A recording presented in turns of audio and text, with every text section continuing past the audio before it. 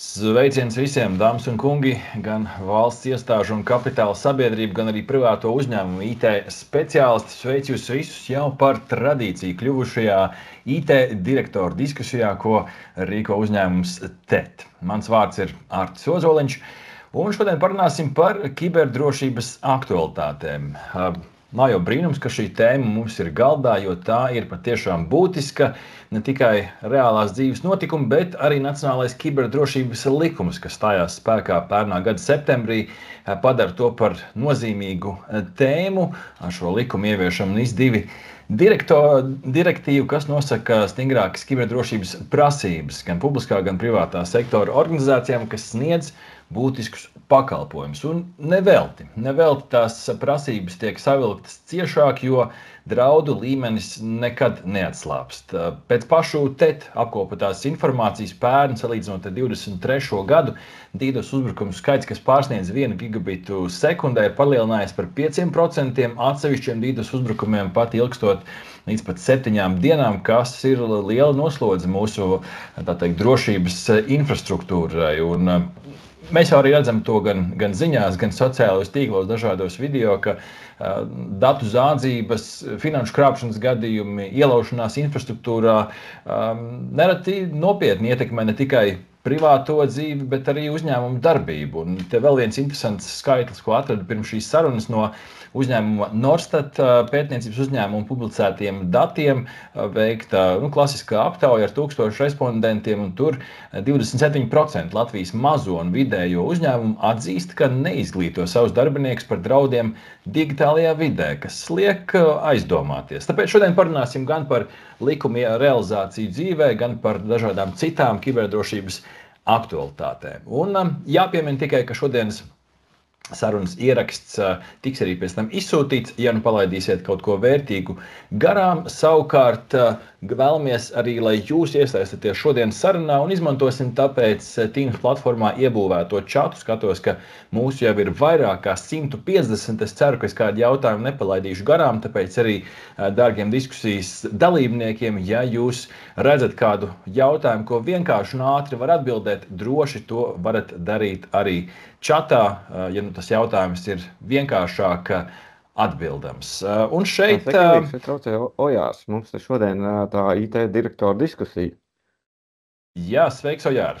Vai tu man dzirdi? Jā, bet es tā kā Arti vispār nedzirdu. Visiem pārējiem viss ir ok? Man ir ok. Jūs dzirdat? Jā, jau pilnā spārā jau pāris minūtes runāju. Tā kā es ceru, labi, jo es pagaidām nedzirdu viņu, bet es mēģināšu sev sataisīt pēdējā. Nu, rekā, interesanti. Es ceru, ka Ojāram izdosies. Jāni, Uldi, es redzu jūs kamerās. Jūs man dzirdat, vai ne? Dzirdu, viss kārtībā. Jā, super. Jūs man dzirdat, dodiet ziņu. Varbūt Ojāram caur kādiem bankas filtriem neiet mana balss cauri, kaut kur mākslīgais intelekts varbūt nofiltrē man nost. Bet viss kārtībā, tehniskas lietas cerams mums izdosies atrisināt. Esam īstajā vietā un īstajā lokā, kur tas visiem izdosies. Tāpēc Ojāru varbūt atstāsim saldajā ēdienā. Nedaudz saglabāsim intrigu, vai tad viņš man dzird, bet tikmēr iepazīstināsim ar pārējiem diskusijas dalībniekiem, kur vārdus jūs jau redzat ekrānā, tāpēc, lai padarītu to nedaudz interesantāku, un mēs vienkārši neatkārtot to, kas redzams ekrānā, pieteikšu katru individuāli, un varbūt priekš mūsu skatītājiem pavisam īsi ieskicējam, kāda ir kiberdrošības loma jūsu uzņēmumā, organizācijā, tīri, lai saprastu, ar kāda kalibra spēlētājiem mēs šodien esam pie viena diskusiju galda. Un kā pirmais, prieks iepazīstināt jūs ar augstu kvalificētu IT speciālistu ar vairāk nekā 20 gadu pieredzi TET grupas uzņēmumos, bijis daļa no vairākiem augstas nozīmes TET projektiem, un šobrīd ikdienā tur rūpi par kiberdrošību ne tikai pašu saimniecībā, bet rūpējas arī par klientu drošību. Dāmas un kungi, TET IT drošības pārvaldnieks un datu aizsardzības un IT risku nodaļas vadītājs Uldis Lībietis. Sveiks, Uldi! Sveiki! Man tagad jāsaka kāds vārds par sevi, jā? Te jau lieliski pieteic. Kiberdrošības loma.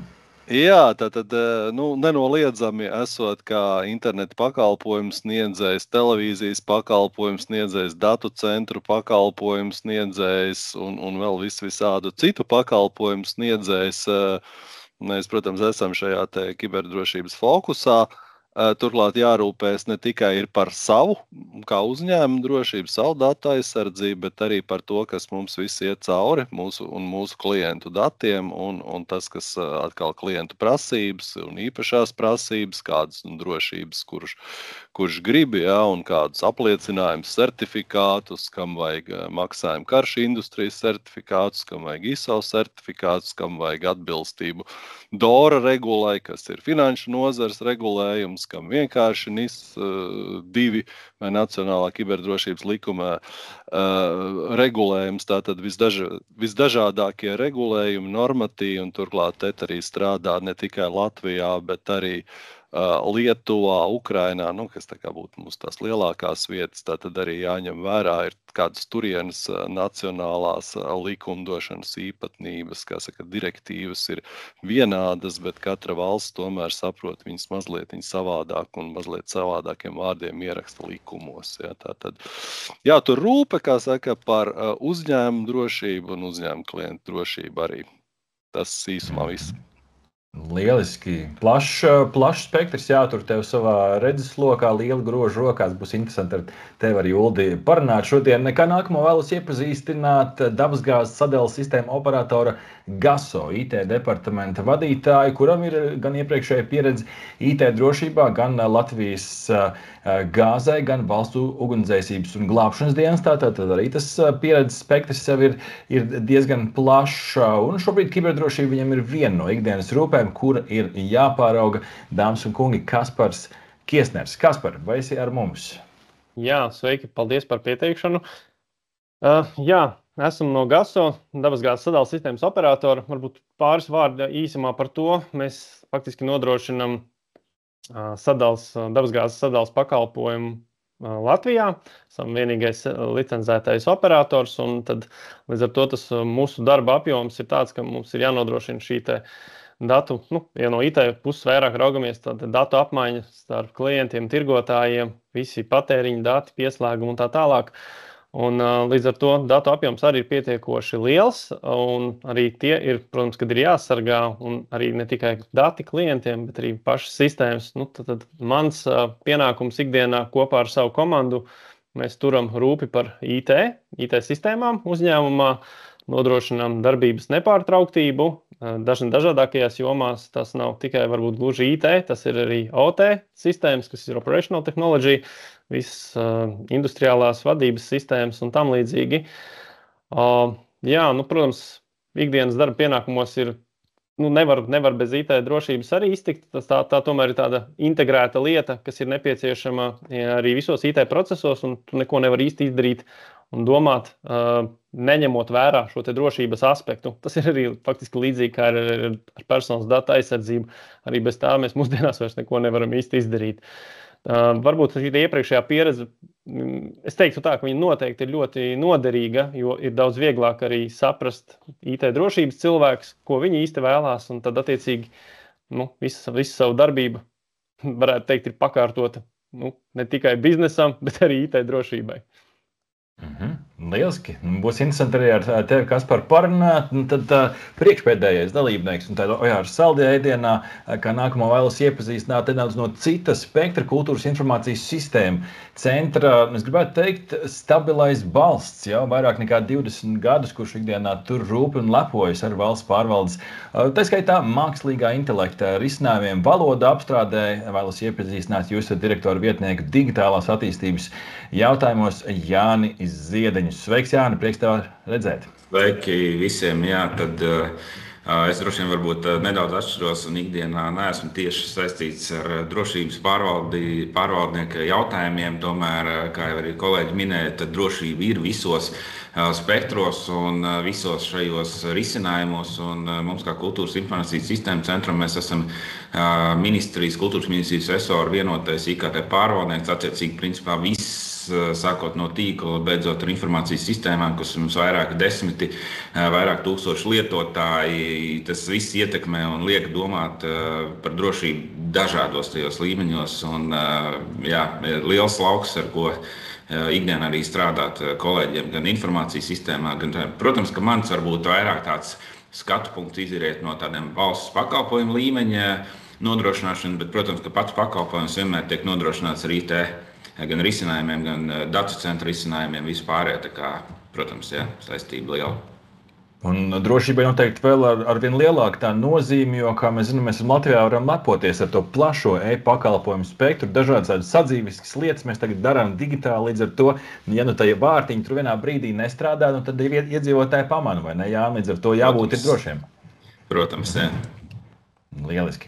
Nu tad, Ojār, es ceru, ka tu mani dzirdi, iepazīstināšu arī ar tevi ar plašu iepriekšējo pieredzi IT drošības jautājumos, kā privātajā sektorā, tā piemēram Expo Bank, Tele2, tā arī valsts pārvaldes iestādēs, gan iekšlietu ministrijas informācijas centrā, gan valsts ieņēmuma dienestā. Šobrīd Rietumbankas kiberdrošības vadītājs Ojārs Lagsdiņš. Ojār, sveiks! Jā, paldies par pieteikumu. Jā, sākumā, kā vienmēr IT cilvēkiem problēmas kaut kādas ir, jā, tad kaut kas nestrādā, bet tagad viss ir kārtībā, jā. Nu tātad, labdien visiem, pārstāv tātad, jā, finanšu sektoru, kāds minēja, tātad, ka Rietumbankā nodrošina tātad šo IKT un kiberdrošības risku pārvaldību. Un tā kā finanšu sektorā, tad ir drusku varbūt savādāk nekā citās uzņēmumos, tad vairāk ir tā skatījums no tās risku viedokļas, kurš tad augstākie riski, un tad mēģinām no tiem tā kā pasargāties, un tad jau, protams, arī uz pārējiem visiem. Nu jā, kas aktuāli, tad finanšu sfērā, jā, tātad tas jaunais regulējums, kas uz doto brīdi DORA, viņš ietver ne tikai varbūt tīri bankas, bet arī citus finanšu šīs jomas pārstāvjus. Un jā, un tas tad mēs, ko jāsargā ne tikai dati bankā ir, bet, teiksim, arī nauda tiešā un netiešā nozīmē. Tā kā, šī ir tā joma, kas tad arī finanšu sektoram ir jāpārklāj ar visiem tiem riskiem un izaicinājumiem un draudiem, ar ko ikdienās saskaramies.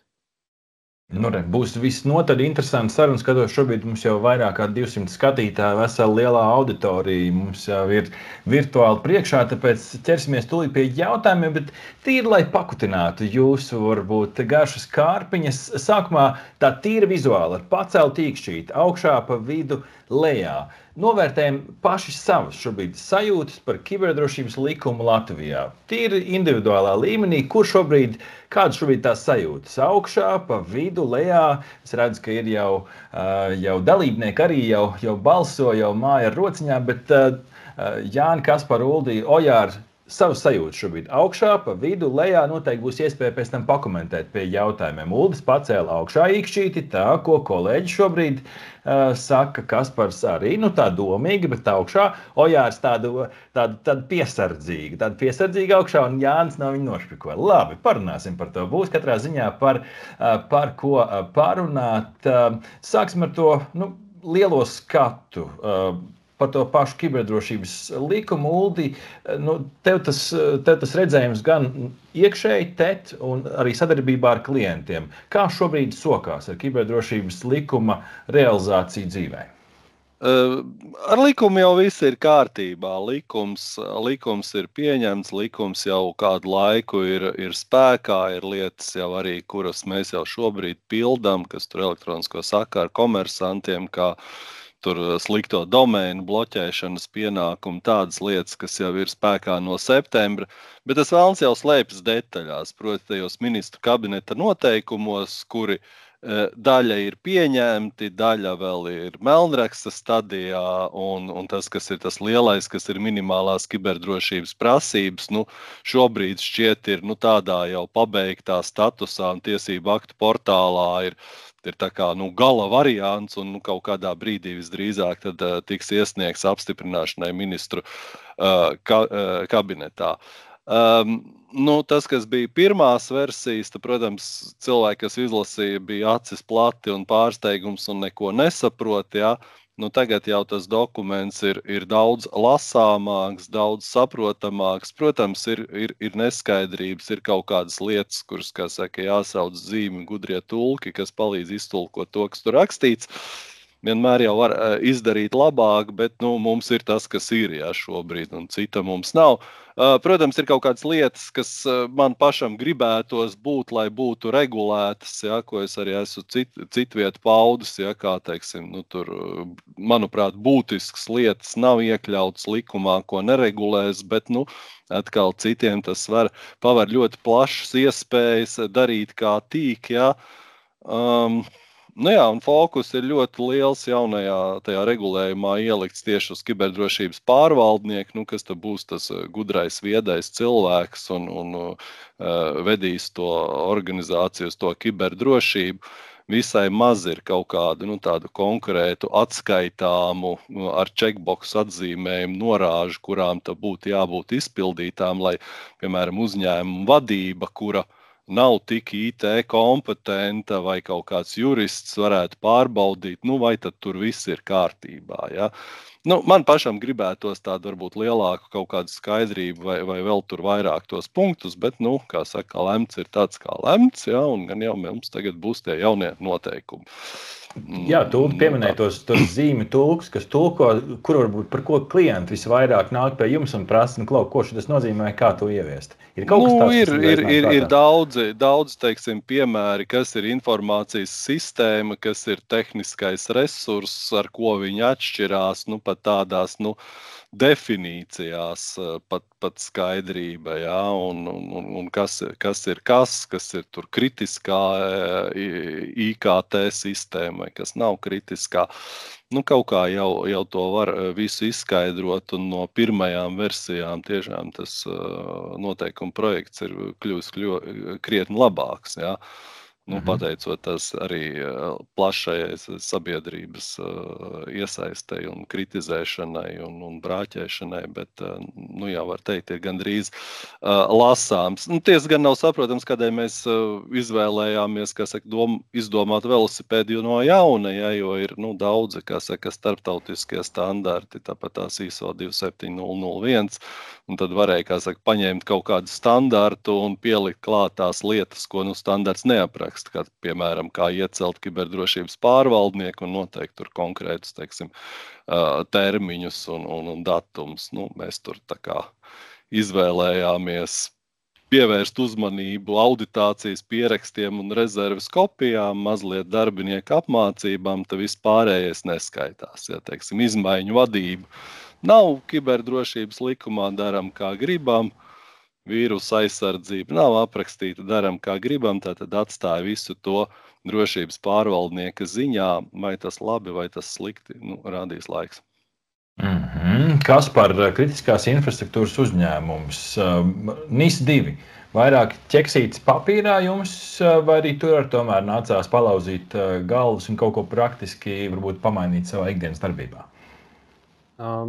Protams, jā, ka kritiskās infrastruktūras turētājiem tas varbūt nav nekāds baigais pārsteigums. Direktīvas prasības, protams, ir atsevišķas nianses par ziņošanām, kas varbūt nāk klāt un tam līdzīgi.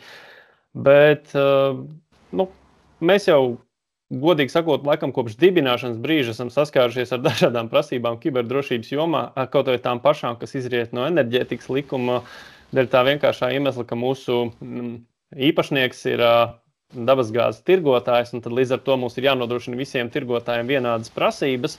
Līdz ar to tad mums jau kopš tā brīža ir jāspēj pierādīt, ka mēs datus adekvāti aizsargājam.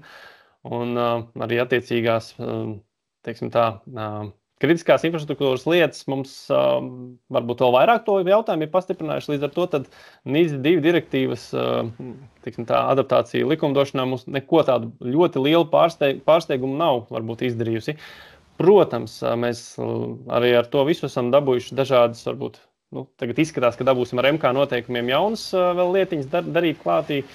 Varbūt tas pats, kas attiecās uz pārvaldnieku prasībām, viņa kompetenci. Man liekas, tas ir tikai apsveicami, ka šiem te pārvaldniekiem arī tomēr ir kaut kādas prasības pret viņu izglītībām un pārējām lietām, kas varbūt ir mazāk, attiecīgi varbūt kaut kādas skaņošanas ar satversmes aizsardzības biroju, kas varētu varbūt sarežģīt kaut kādas ārpakalpojumā ņemamās lietas. Bet kopumā mēs, protams, neesam baigi pārsteigti par šo te likumu vai MK noteikumiem. Drīzāk esam priecīgi. Un, kā jau Uldis minēja, ISO standarts varbūt tās, mums pašiem personīgi tas liekas prātīgi varbūt šī brīdī arī nosertificēties, jo tik daudz lietas jau mēs darām atbilstoši šim standartam, tad varbūt vienkārši šis ir īstais brīdis dabūt vēl vienu, teiksim, tādu, kā minējāt, ķeksīti klātī, ka mēs atbilstam šīm te prasībām. Rekā, tad pie reizes, tad teikt, saimniecību sakārtot un gandrīz vai atbilstat jau standartam un izmantojat iespējas, tad sanāk, vai ne? Tieši tā, 2 vienā. Rekā. Varbūt, ka vēl kāds par to aizdomājās. Ļoti labi, paldies, Kaspar, par to. Jā, ir līdzīgs stāsts, ņemot vērā, ka bankas ir dažādi regulētas un dažādi šie sietiņi ir ikdienā jāiet cauri. Kāda sajūta vai bija tomēr kaut kas no jaunajām prasībām lika nedaudz iespringt? Teiksim, tieši no tādām tehniskām prasībām, ja tā var teikt, tad nē. Vienīgais, ka mums bija jāreģistrējās tur kā šim pakalpojumu sniedzējam, jo bankā jau vēsturiski tas ir ļoti stingri regulēts visu, un tagad ir jaunā šī DORS regulējums, kas ir vēl stingrāks.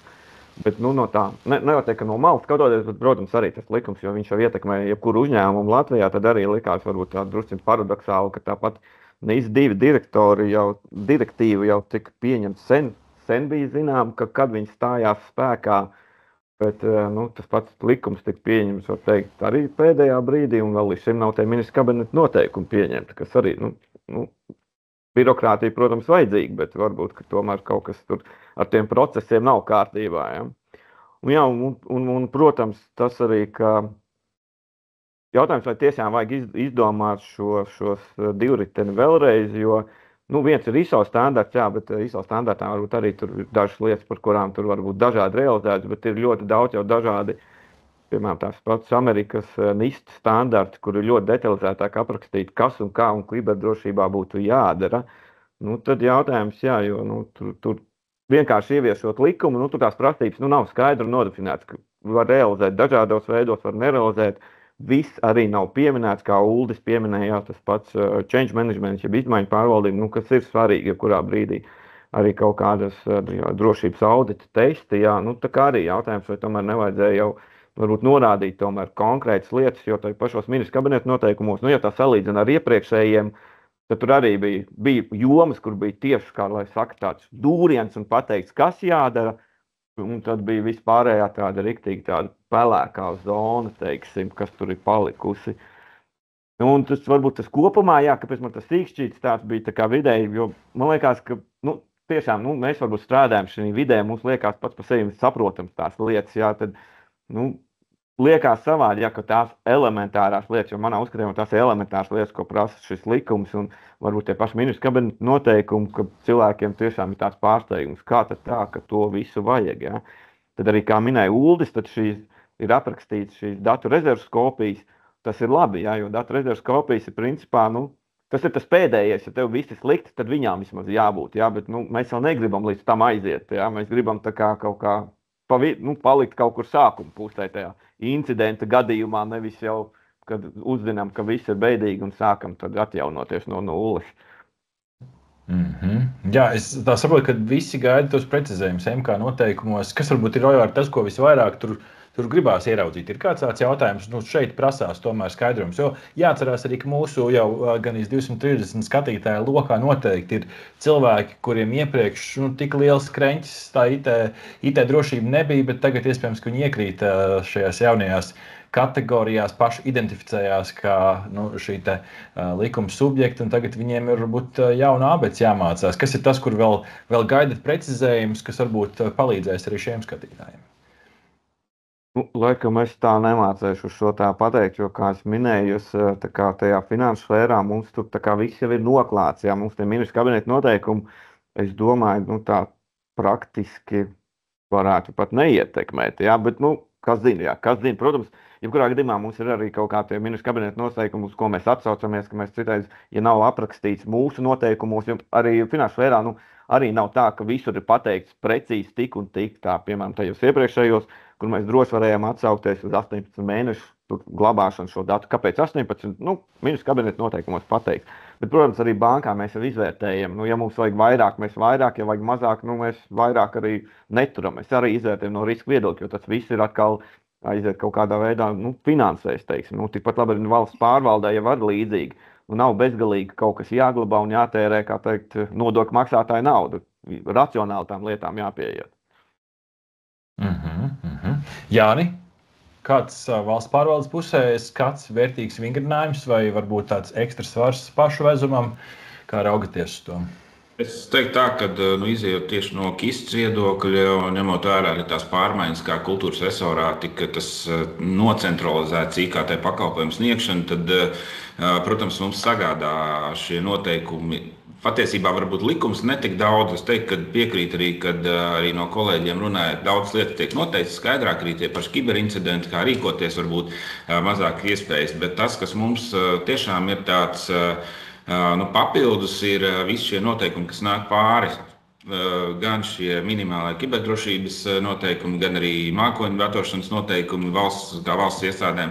Un tur daudz lietas ir, kas ir jāmaina, varbūt, ka šobrīd ir nedaudz savādāk un ir jānoteikts precīzāk. Tāpat mums ir sanāk, kad arī no to būtisko pakalpojumu sniegšanas mēs esam būtiskie pakalpojumu sniedzējs, un visas arī mūsu iestādes ir būtiskie pakalpojumu sniedzēji, kā skolas, muzeji, arhīvs un biblioteks. Un te atkal varbūt ņemot vērā, ka viņiem nav šo cilvēku, šo drošības pārvaldnieku, tad mēs esam centralizēts pārvaldnieks, bet tāpat laikā mums jāsaprot, kā tad viss šī dokumentācija jāpārkārto, kā ir, varbūt, kas ir vienāds, kas ir atsevišķi. Faktiski viņiem nav šo resursu, mēs nodrošinām centralizēt, tāpat laikā noteikumu uz viņiem attiecās. Un tas mums arī noteikumu saskaņošanas stadijā arī mēs skatījāmies, vai tur nav tā ietekme tik liela. Un, protams, arī skatoties no informācijas sistēmām, arī ir jāpārvērtē vairākas un jāpaskatās, un tur mainās dažām sistēmām tās klases, kas arī mums ietekmēs, gan rezerves kopijas, gan pieejamība, gan daudz noteikumu. Tas ir diezgan izaicinājums. Es teiktu, tie noteikumi lielāku ietekmi rada to ikdienas darbu mūsu. Jā, man patika, Uldis pašā sākumā teica, ka vēlams slēpjas detaļās. Varbūt nedaudz ieskatāmies sīkāk. Prasībās es mēģināju tādu rezumē tam visam uzlikt. Man sanāca tādas 4 kategorijas, ja drīkst tā savilkt tās prasības kopā. Pirmo varētu saukt par apzināšanos un savu saimniecības sakārtošanu, kur iet apakšā gan tas pārvaldnieks, gan resursu katalogs un tam līdzīgi politikas risku pārvaldībai. Tad otra kategorija varētu būt ziņošana par incidentiem un pašnovērtējumu ziņojums. Darbinieku apmācība, tā ir visnotaļ būtiska tēma un, protams, reālie kiberdrošības pasākumi, kur mums ir gan auditācijas pieraksts, gan rezerves kopijas, kas jau pieminēja tādas 4 kategorijas, kā tā no malas skatoties varētu to savilkt kopā. Paskatāmies varbūt uz to pirmo apzināšanās un savu saimniecības sakārtošanu. Mums jau ir 2 skatītāji jautājumi šeit, ko varbūt varam ielikt uzreiz mūsu sarunā iekšā. Mēs pieminējām pārvaldniekus, un Jānis vērtīgi arī izcēla, ka tas iestāžu un organizāciju līmenis ir dažāds, uz ko attiecās. Un te viens skatītājs Agris ar garāku komentāru, bet prasa vienkārši jautājumu, kur raut? Kur raut tos pārvaldniekus, vai visiem tad būs tā atbilstošā izglītība tagad, kur ņemt to cilvēku loku, lai nosektu to organizāciju loku, kuriem šādi speciālisti ir vajadzīgi. Droši, kolēģi, šis ir atvērtais jautājums. Ja ir kādas labas idejas, dalamies. Nav tik slikti ar tiem cilvēkiem, kas ir, tiek prasīta, vai tur izglītība, pieredze, certifikācija, to ir sasniegt dažādā veidā. Bet skaidrs, ka āzi pa dārznieku likt nevar un jāliek to kiberdrošības pārvaldnieku vai cilvēku, kurš tur organizēs tos pasākums kiberdrošības tādu, kas tiešām zina, cērt un saprot, ko dara. Ir daudz cilvēku, kas strādā šajā nozarē, bet viņi formāli neielien tur tajos kritērijos, vai nav certifikāta, vai pēkšņi izglītība ir iegūta mazliet citā nozarē, teiksim, tur aizgājis uz kiberdrošības pārvaldību, bet beidzis juristus, piemēram. Bet skaidrs, ka cilvēks 15 vai 20 gadus strādā par IT drošību, diek nav šaubu par šīs cilvēku kompetenci. Bet ir vēl laiks gana, un valsts arī iegulda naudu un finansē un līdzfinansē mācības. Tātad gan Baltijas Datoru akadēmijā ir informācijas drošības vadītāji, tātad CISM certifikācijas kursi iespējami, gan auditora kursi, vēl visādi kursi, ko var dabūt lielos, smagos starptautiskos certifikātus. Un, ja tāds certifikāts ir, tad visdrīzāk tam cilvēkam pavarās arī darba iespējas ārpus Latvijas, ja tie ir starptautiski atzīti certifikāti. Nu, kaut kādu universitātes diplomu ārzemēs droši vien tik augsts nevērtē kā šos certifikātus. Jā. Ir arī vēl viena cita lieta, kas ir iespējama, piemēram, Saldus tehnikumā, ir iespējams apliecināt savas zināšanas, ja ir iegūta kaut kādā neformālā izglītības ceļā šīs zināšanas, aiziet nokārtot kiberdrošības tehniķa diplomu iegūt, kā saka, aiziet vienu dienu pasvīst eksāmenā, apliecināt zināšanas un ir informācijas tehnoloģiju jomā iegūtā izglītība, jā, un tieši par kiberdrošības jomu, jā. Tā kā aicinu tos, kam neatbilst kāds punkts, iziet šos te vai certifikāciju vai formālo valsts mācību ceļu, kas arī dos tam darba devējam kaut kādu kaut minimālu garantiju, ka viņš ir pieņēmis darbā adekvātu cilvēku, kas nevis izliekās, ka zina šo jomu, bet tiešām pārzina šo jomu. Tāds ir mans viedoklis. Jā, ir zināms iztrūkums, var, protams, arī paņemt ārpakalpojumā drošības pārvaldnieku, bet tā kā te daudz pieslēgušies šurp grāmatas uz skolu, ja kādam pietrūkst, un būsim teicamnieki un mācīsimies. Ne visu var nopirkt, jā, ja pašam arī kaut kas jāapgūst. Jā. Varbūt Uldi uzreiz var atbildēt uz vienu mazo jautājumu, vai pārvaldnieks var būt ārpus Latvijas, Eiropas Savienības, kur tas tvērums pārvaldniekam ir uzlikts? Tikai ar attiecīgiem saskaņojumiem. Tātad Eiropas Savienībai jābūt tur kritiskai infrastruktūrai, vēl stingrākas prasības, jā. Bet, idejiski vajadzētu tomēr orientēties šeit pat uz Latviju, jā. Ir zināmi sarežģījumi, teiksim, tie, kas ir grupu uzņēmumi, kas strādā Latvija, Lietuva, Igaunija, jā, kuriem ir centralizēta tur kiberdrošības pārvaldība, bet tomēr prasa arī Latvijā, lai būtu. Te gan tirdzniecības ķēdes, gan vairumtirdzniecības uzņēmumi. Bankām tur Dora, tur bišķiņ cits, bet banka nozare arī ir te filiāles un mātes meitas ir kaut kur citur, jā. Bet, te atkal iespējams vajadzīgs lokāli runājošs cilvēks, kurš var pārstāvēt, jā. Jā, kolēģi, kā vēl par šīm prasībām, kas ir būt apzināšanās savu saimniecības sakārtošanu, tur pārvaldnieks ir viens, vēl ir savu resursu apzināšana, politiku veidošana, kiberincidentu žurnāls, par šīm lietām viss ir daudz maz skaidrs, vai arī te ir kādi jautājumi, kas varbūt, kur vēl gaidat kādus precizējumus? Es par to pārvaldnieku gribēju pieminēt, ka problēma, man liekas, tiešām vairāk ir tajā, ka nav kur apgūt tās zināšanas. Zināšanas vienmēr, ja grib, var apgūt, bet vairāk tiešām Latvijā tie cilvēki, cik ir, tik ir.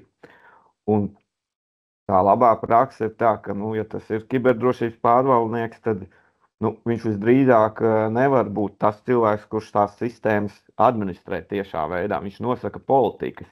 Līdz ar to jautājums, vai mēs tagad varam izņemt tur tos cilvēks, kas ir, administrators vai kā mēs viņus nosaukam, bet kurš tiešām nodarbojas ar to kiberdrošības resursu administrēšanu, izņemt ārā tagad no Latvijas tā darba tirgus un pārlikt uz otru kategoriju, kas ir pārvaldnieks. Es domāju, ka nē, jo manā pieredzē, cik ir meklēti tie cilvēki, tad ir pagrūti atrast. Tur var atrast varbūt vienā, tur kaut kādā tur šaurā jomā, otrā šaurā jomā vai plašākā jomā, bet tie cilvēki ir vieni tie paši pa lielam. Ja? Tas, ka viņš ir pabeidzis šo certifikāciju, ir ok, bet viņš varbūt negrib būt kā pārvaldnieks, viņš varbūt grib tas, kurš tur pēta un veic šos kaut kāds aizsardzības tiešos pasākums.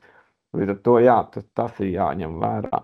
Un tad turpināt par tiem resursiem, ko minēju, jo skaidrs, ka ja mums nav resursu saraksta, mēs nezinām, ko pasargāt. Līdz ar to, man liekas, arī tas ir tāda elementāra lieta, ka visam jāzina, kādas tev sistēmas ir, kādas programmatūras ir, kā tas darbojās, un tad tu arī šis kiberdrošības pārvaldnieks tad var arī reaģēt attiecīgi, var izstrādāt vajadzīgās kontroles un sniegt vajadzīgās rekomendācijas. Ja viņš nezina, kas ir uzņēmuma rīcībā, kādas programmas vai kādas sistēmas lieto, viņš nav spējīgs arī tur viņus pasargāt.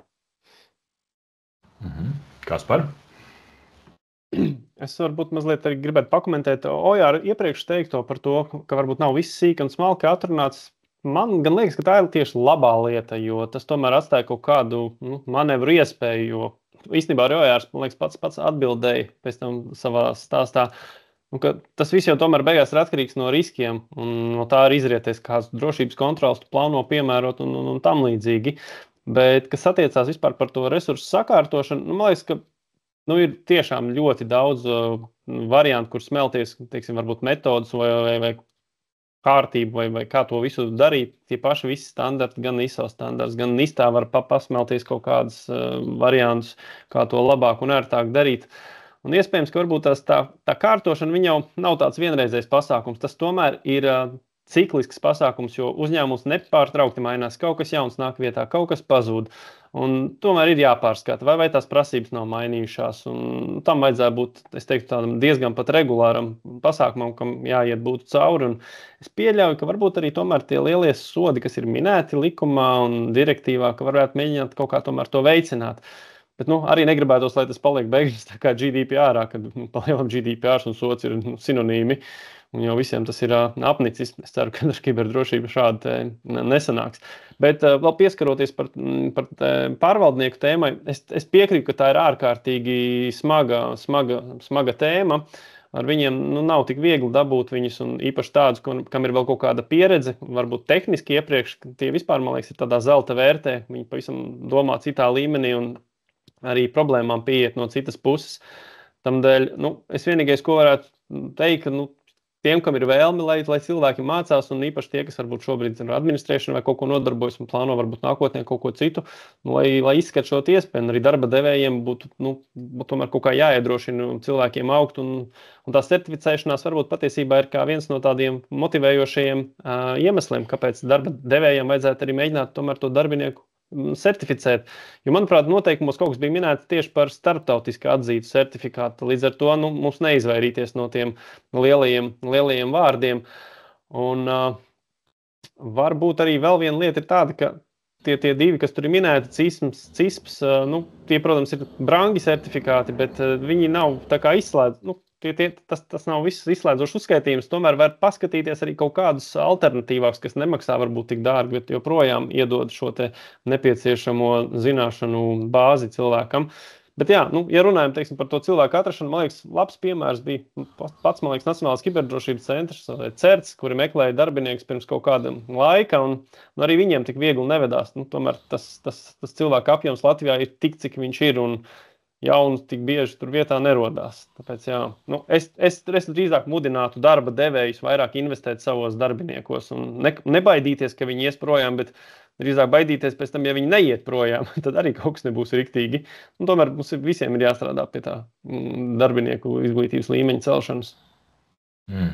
Es noteikti piekrītu un skatos jau, ka čatā jau skatītāji jau iesaistās un jau dalās ar atbildēm un saviem viedokļiem. Un šeit varbūt, Jāni, varbūt, ka tev ir kāds labs vārds, ko teikt. Agris te komentē par to, ka varbūt Rīgā, Pierīgā tas cilvēku resursu skaits un speciāls skaits ir lielāks, bet ka vairāk reģionos varētu būt grūtāk atrast. Un tu, Jāni, pieminēji vienu no pirmajām atbildēm par to, ka tagad tas tvērums aptver arī dažādas iestādes, tā skaitā skolas un tam līdzīgi, kas skaidrs ir par visu Latviju.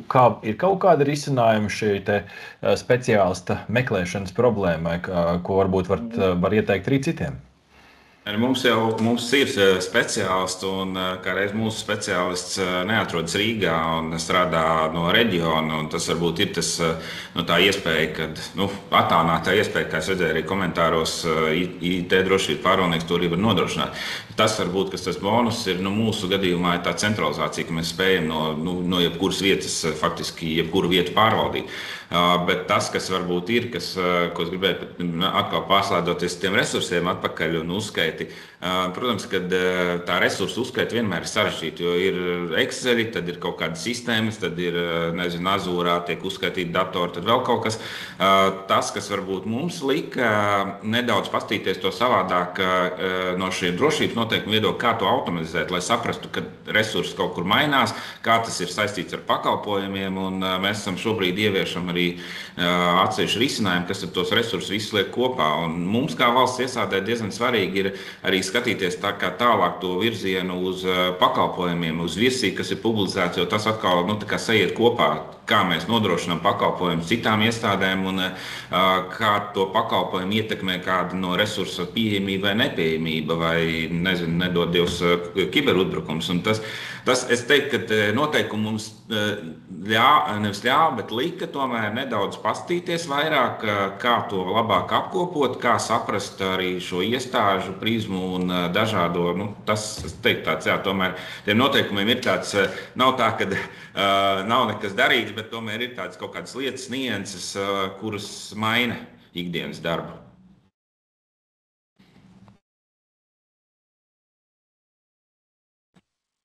Mikrofons. Arti, mikrofons. Redz, kā gadās arī man. Par ziņošanu. Sāku komentēt, jo skatos, ka ir vairāki komentāri arī čatā. Ja pareizi izrakstīja, tad līdz 1. jūlijā, no 1. jūlija jāsāk ziņot par incidentiem, savukārt līdz 1. oktobrim jāiesniedz pašnovērtējuma ziņojums. Kā šo ziņošanas lietu, es pieļauju, ka daudz tas varētu satraukt, jo kāds jauns process jāievieš savā ikdienā. Šeit viss daudz maz skaidrs, varbūt ir kādi labi ieteikumi šeit. Skaidrs, ka saimniecībā jābūt kārtībā, vai ne, lai pēc tam varētu arī veiksmīgi visu apzināt un ziņot. Droši, kolēģi, kuram šeit ir ko minēt? Vai šī tēma nesatrauc nevienu šeit? Varbūt tās kādas satrauc, bet patiesībā jau to incidentu nav tik bieži. Esam reāli. Viņi nav tik bieži, un ir īpaši tādi incidenti, par kuriem vajadzētu ziņot. Turklāt uz lielāko daļu no subjektiem neatiec šīs te pastiprinātās ziņošanas kārtības, kas tur sākotnējais progress un tad vēl fināla ziņojums, tas attiektos, teiksim, uz uzņēmumu TET, kā mākoņdatošanas un DNS pakalpojumu sniedzēju. Pārējiem jāatcerās nosūtīt ir ziņa uz certu, paziņot, ka bijis ir incidents. Tas, kas ir jādara, gan jāiegrāmato pēc visām tām incidentu pazīmēm un aprakstiem un kategorijām incidentu reģistrā, tur, kas ir tajā kiberincidentu žurnālā. Bet, ņemot vērā to, ka mums ir kopā ar klientiem tur kaut kādas 12,000 iekārtas aptuveni, tie incidenti nav tik bieži, un es pieņemu, ka daudziem no šeit klausītājiem tas kiberincidentu žurnāls var izveidot Excel failu ar tādu nosaukumu nolikt, viņš tur atradīsies nekustināts ļoti, ļoti ilgu laiku, kas atkal, protams, ir slikti, jo tad, kad iestāsies, nezinās, ko darīt. Es tieši gribēju teikt, ka tajā brīdī, kad tev saimniecībā viss kārtībā, tie procesi ir skaidri un tā teikt, pieredzējuši speciālisti, viņiem tas būs nekas jauns, bet es pieļauju, ka arī šo 230 skatītāju lokā ir arī cilvēki, kuriem iepriekšēja pieredze nav bijusi, un tie ir tādi cilvēcīgi, varētu būt savs satraukums, savu jautājumu, tagad ziņot, neziņot, kā to darīt, kur vislabāk tādā satraukuma brīdī to informāciju smelties. Varbūt vienkārši jautājums, bet kādam tas īstajā brīdī var būt aktuāli, kolēģi. Droši. Es domāju, ka tieši šis process, kad jāziņo, palīdz sakārtot tos iekšējos procesus, ka tad tu esi spiests izveidot iekšā tas, ko Arta minēja, tad par kuriem ziņot, par kuriem noziņot. Tas nozīmē, ka tu vai pats izstrādā vai paņem kā piemēru no kādas standarta vai no jebkura cita resursa, kā tu viņus kategorizē, jo arī, tā kā Uldis pieminēja, ka ka ne jau pa visiem incidentiem jāuzņems. Nozīmē, ka tu arī savā iekšpusē tad var izveidot šīs kategorijas, kur tev incidents ir kāds zemāks klases incidents, kā jārēģē, kas jādara, ja ir jau tāds ar lieliem zaudējumiem. Tā kā man liekas, pats par sevi tas process vienkārši palīdz tev sakārtot šo iekšējos visus normatīvos aktus un arī to praksi, kā būtu jādara, ja notiek šis pasākums un kurš konkrēti ko dara, kas ir svarīgi incidentu gadījumā. Ja ir šaubas, ziņot vai neziņot, ko drīzāk darīt? Gan jau, ka certam tu ēpasti birst. Es domāju, ka valsts iestādēm ļoti labi, ka viņiem ir tāds certs. Viņi, cik man bijusi tās sarunas arī palīdz, es domāju, ļoti atsaucīga organizācija un tur labāk ziņot, jo arī līdzīgi kā šajā GDPR pieminētajā regulē, ko pieminēja, to arī ir jāziņo par incidentiem, bet tu jau vari ziņot, ka tev ir iespējams bijis incidents. Nevis iespējams, bet iespējams, ka ir incidents. Bet pēc tam vienkārši atsaukt. Visi kārtībā, tomēr dati nav pazuduši, mēs esam kļūdījušies. Labāk tā nekā nepaziņot nemaz. Un CERTS, jebkurā gadījumā nāks palīgā valsts pašvaldības iestādēm, man liekas, ar to vispār nebūtu ko satraukties. Tur ir stipri cilvēki, kas palīdzēs, jebkurā gadījumā. Jā, es skatos, ka mums tur ir garāki komentāri, jau čatā, es nezinu, mēs paspējuši izlasīt visu vadot šo sarunu, bet viens ātrais jautājums tieši par incidentiem. Mārtiņš ir sausījies, ka varot arī neziņot par kaut ko. Mārtiņš prasa, par kuriem incidentiem tad var neziņot, jo kā citai viņu neviens noteikums šo neapraksta. Vai tā ir, kolēģi, vai tomēr... Tā tad ir gandrīz notikušais incidents, jā. Viens no tiem piemēriem ir, kurš tā kā rakstīts, ka jāinformē arī par gandrīz notikušiem incidentiem, bet esam reāli par katru pikšķerēšanas e-pastu, visdrīzāk mēs neinformēsim, jā. Kā saka, ja man liksies interesantāks kāds pikšķerēšanas e-pasts, tiešām neredzēts, nezināms, kurš nav tur cert filtros iekšā, visdrīzāk es pa viņu noziņošu, ja? Bet par katru, kurš ir faktiski nenoticis, ja? Es nesmērēšu, es viņu ignorēšu, teiksim tā, ja? Nav varbūt labi teikt, bet tad veselais saprāts, ja? Incidents realitātē nebija. Un tur līdz notika, nenotika, vēl ir krietni tālu. Ja? Bet tas, protams, ir atkal diskutabli, ja? Kas ir tad tas gandrīz notikušais incidents, ko arī tur ministru kabineta izstrādes procesā bija tur diskusijas, viņas beidzās ne ar ko. Ja tur nav skaidrojumu, tad izliekamies, ka nesaprotam un rīkojamies pēc savas sirdsapziņas. Ja ir ierakstīts, kā tieši tur jādara, nav varianti. Jā. Mēs jau varam nodefinēt tos kritērijus, pēc kuriem tad mēs vērtējam. Tur pēc ietekmēto klientu skaitu zaudējumiem, ja, piemēram, mēs varam izreikināt naudas ziņā ilgumu, piemēram, tā pašā Dorā pieminētajā, tad tur ir atsevišķi noteikti šie kritēriji, kurš šitas būtiskais incidents. Man par to, kā tas attiecās uz valsts iestādēm, tur varētu būt drusku sarežģītāk, jo nezinu, vai tur monetārajā ziņā, naudas ziņā reti varēs šo incidentu novērtēt visdrīzāk, bet ietekmēto klientu skaitu ilgumā, to visdrīzāk jau, ka var arī valsts iestādes. Kaspar? Es tikai gribēju papildināt ar to, ka droši vien, ka jau katram no kolēģiem arī ir apstiprināti uzņēmumos gan savi iekšēji darbības nepārtrauktības plāni, darbības atjaunošanas plāni, un tur noteikti arī viss tās procedūras ir sīki smalki aprakstīts, un jebkurā gadījumā noziņot varbūt certam, par lieku jau tas noteikti, ka nebūs. Un iespējams, ka varbūt tās pašam ziņotājiem varbūt vēl neienāk prātā, ka tur varbūt kādi saistīti notikumi vai kaut kas no tā visa izriet. Tāpēc noteikti es teiktu, ka labāk noziņot lieki nekā neziņot, un pēc tam varbūt arī netīšām iekulties kaut kādās nepatikšanās. Bet no otras puses, vēl viena svarīga lieta ir, es tikai gribētu iedrošināt maksimāli izmantot visu to, ko CERTS sniedz. Un manuprāt, tur tiešām ir ļoti lieliski profesionāli komanda novākusies, un mums ir sadarbība jau daudzu gadu garumā, un es godīgi sakot, esmu ļoti priecīgs un laimīgs, ka mums ir tādas iespējas ar viņiem gan konsultēties, gan, ja vajag kaut ko noskaidrot sīkāk, arī dažādu veidu palīdzību saņemt. Tā kā, pat ja arī nav skaidrs, vienmēr var sazināties, sazvanīties un izrunāt varbūt sākumā neoficiāli par to notikumu, un tad ziņot, ja tiešām ir baigās šaubas par to. Ja nemaldos, tad CERT.LV droši sūtiet e-pastus. Kā noskaidroju vienā citā sarunā konferencē, tad visi e-pastus tiekot apstrādāt. Nekas nepaliek nepamanīts, tā kā tas viss notaļ. Mēs runājam par infrastruktūru, mēs runājam par ziņošanu, mēs pieskārāmies kiberdrošības pārvaldniekam. Jāparunā par to darbinieku tēmu, jo tomēr tajā garajā ķēdītē bieži vien tiek izcēlts, un labi, infrastruktūru mēs tur varam sakārtot, procesus arī, bet tas cilvēks beigās dažādos piemēros, kas arī izskanējuši skaļāk globāli, bieži vien cilvēks ir bijis tas vājais posms, darbinieku apmācība kā tēma šajā kontekstā. Ko šeit varat varbūt no savas pieredzes, no saviem novērojumiem padalīties, kā ar to labāk strādāt, tikt galā? Uldis jau pieminēja Baltijas Datoru akadēmijas piedāvājumu, arī tā skaitā varbūt ir šeit ko padalīties, jo, es nezinu, kā jūs, bet man šeit tā no malas skatoties bieži vien, ja IT nav man ikdienas atbildība, tad to lekciju vai kaut ko tu varbūt noklausies no kolēģi, bet vai tiešām to esi aizsniegts? Tāds pārdoms no manas puses, kolēģi, kādu novērojumu šeit labā praksa varbūt no jūsu puses? Es varbūt iekomentēšu.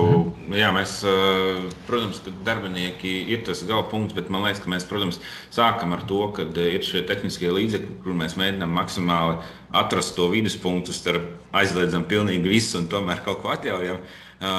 Un skatāmies arī tām lietotāju grupām, kuram varbūt tās ir kaut ko vairāk, varam ļaut darīt, kā mazāk. Bet nenoliedzam, mums katru gadu mēs vismaz plānveidā mēģinām ar elektronisku kursu palīdzību apmācīt.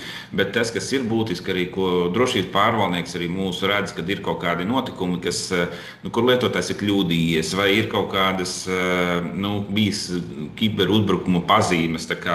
Tad mēs diezgan daudz strādājam individuāli ar tiem lietotājiem, ar konkrētu lietotājiem. Pēc tam varbūt arī izplatām arī šo informāciju par tādiem gadījumiem kopumā. Tas ir skaidrs, ka mēs katram darbiniekam neiedosim pilnīgi informāciju, iedosim, bet es domāju, ka tā arī būs tā vispārīga uztvers, kā ir, bet vairāk droši vien ir tie tehniskie līdzekļi plus individuāls varbūt mācības konkrētām lietotāju grupām, un tas ir tas, ko mēs redzam, kas var palīdzēt kopumā. Labs ieteikums, Ulde. Es zinu, ka TET arī iekšē izsūta dažādu šādus apmācību nolūkos taisīt e-pastus ar kādām saitēm un uzrunām, kā jums pašiem sokās kādu novērojumu, trenējot savu lielo darbinieku kolektīvu. Tad tie, kas varbūt nav izlasījuši ministra kabineta noteikumu projektu, tad tas, kas tiek paredzēts, tad darbiniekiem jāsaņem ir sākotnējā instruktāža, uzsākot darba attiecības tur neilgākā periodā kā mēnesis, un turklāt šai instruktāžai vēl ir jābūt pirms lietotāja konta piešķiršanas. Ja? Tātad faktiski tas nozīmē to, ka pirmajā dienā uzsākot darba attiecības darbiniekam jāsaņem ir instruktāžā, kur, droši vien uzrakstīts tev darīt to, tev darīt šo, reku darbinieka tur datorsistēmu lietošanas noteikumi, informācijas drošības politika, kas varbūt tāds augstākā lidojuma dokuments, bet tāda lietošanas noteikumi ir šādi, un tev viņas būtu ievērot, un savu paroli nedot nevienam citam, ja, un neizmantot citas paroles, un datoru saslēgt, paceļot dibenu no krēsla un tā tālāk. Tā tad instruktāža. Un tad vēl ir tas, ko prasa reizi gadā kā minimums vēl apmācība. Apmācība no instruktāža atšķiras to, ka apmācībās tiek noskaidrots, ko cilvēks ir apgūs. Instruktāža tas tāds vienvirziena process, kur saka darīt šādi. Jā. Apmācības, tātad jāsaprot, kāpēc mēs to daram, un apmācībām ir arī jānovērtē tas apmācību kvalitāte, sasniegums, vai apmācībām tiek sasniegts tas izvirzītais mērķis, iespējams apmācībām jābūt ir pielāgotām amata grupām, iespējams kādām amata grupām ir jābūt šai apmācībai vēl biežākai. Ja? Skaidrs, ka reizi gadā nepietiek. Ja varbūt kaut kādi tur darbinieku semināri pa tēmām, kas uzvedina atkal uz kaut kādām domām. Un, protams, tad arī ir šie pikšķerēšanas testi, kur tad kādi kolēģi vai nolīgti ārpakalpojumi sniedzēji sūta e-pastus, izpikšķerē kaut ko. Mēs pikšķerējam, ja nemaldos, no 2020. vai 19. gada. Gājis ir kā pa kalniem, bet šķiet, ka tagad tie rezultāti ir tīri pieņemami. Protams, vieni darbinieki nāk klāt, citi iet projām, mainās, un nulli pikšķerēšanā nekad sasniegt nevar.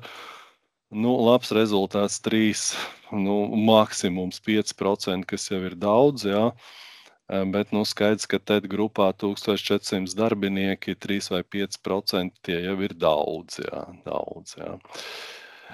Tā kā tā, bet arī tās pikšķerēšanas ziņas sūtam, un, protams, tās palīdz ne tikai tur darbā, bet arī privātajā dzīvē tad daudz mazāk iespēja, ka iekritīs uz kaut kādām tur krāpnieku ziņām, linkiem, jo tas paradums jau tiek audzināts darba vietā, tā kā kaut kur veidojās jau tāda kultūra. Sniedzam arī šo kā pakalpojumā. Sākotnēji jāsaka, bija ļoti grūti, un kolēģi bezmaz vai nāca kauties par to, ka ko jūs te man sūtat viltus ziņas, tātad emocionāli vieglāk, ka kādi sliktie no ārpuses sūta tās ziņas, nevis tas tur uzņēmumu drošības pārvaldnieks, kas varētu radīt tādu sliktu sliktu auru pret viņu. Nu, kaut kā tā.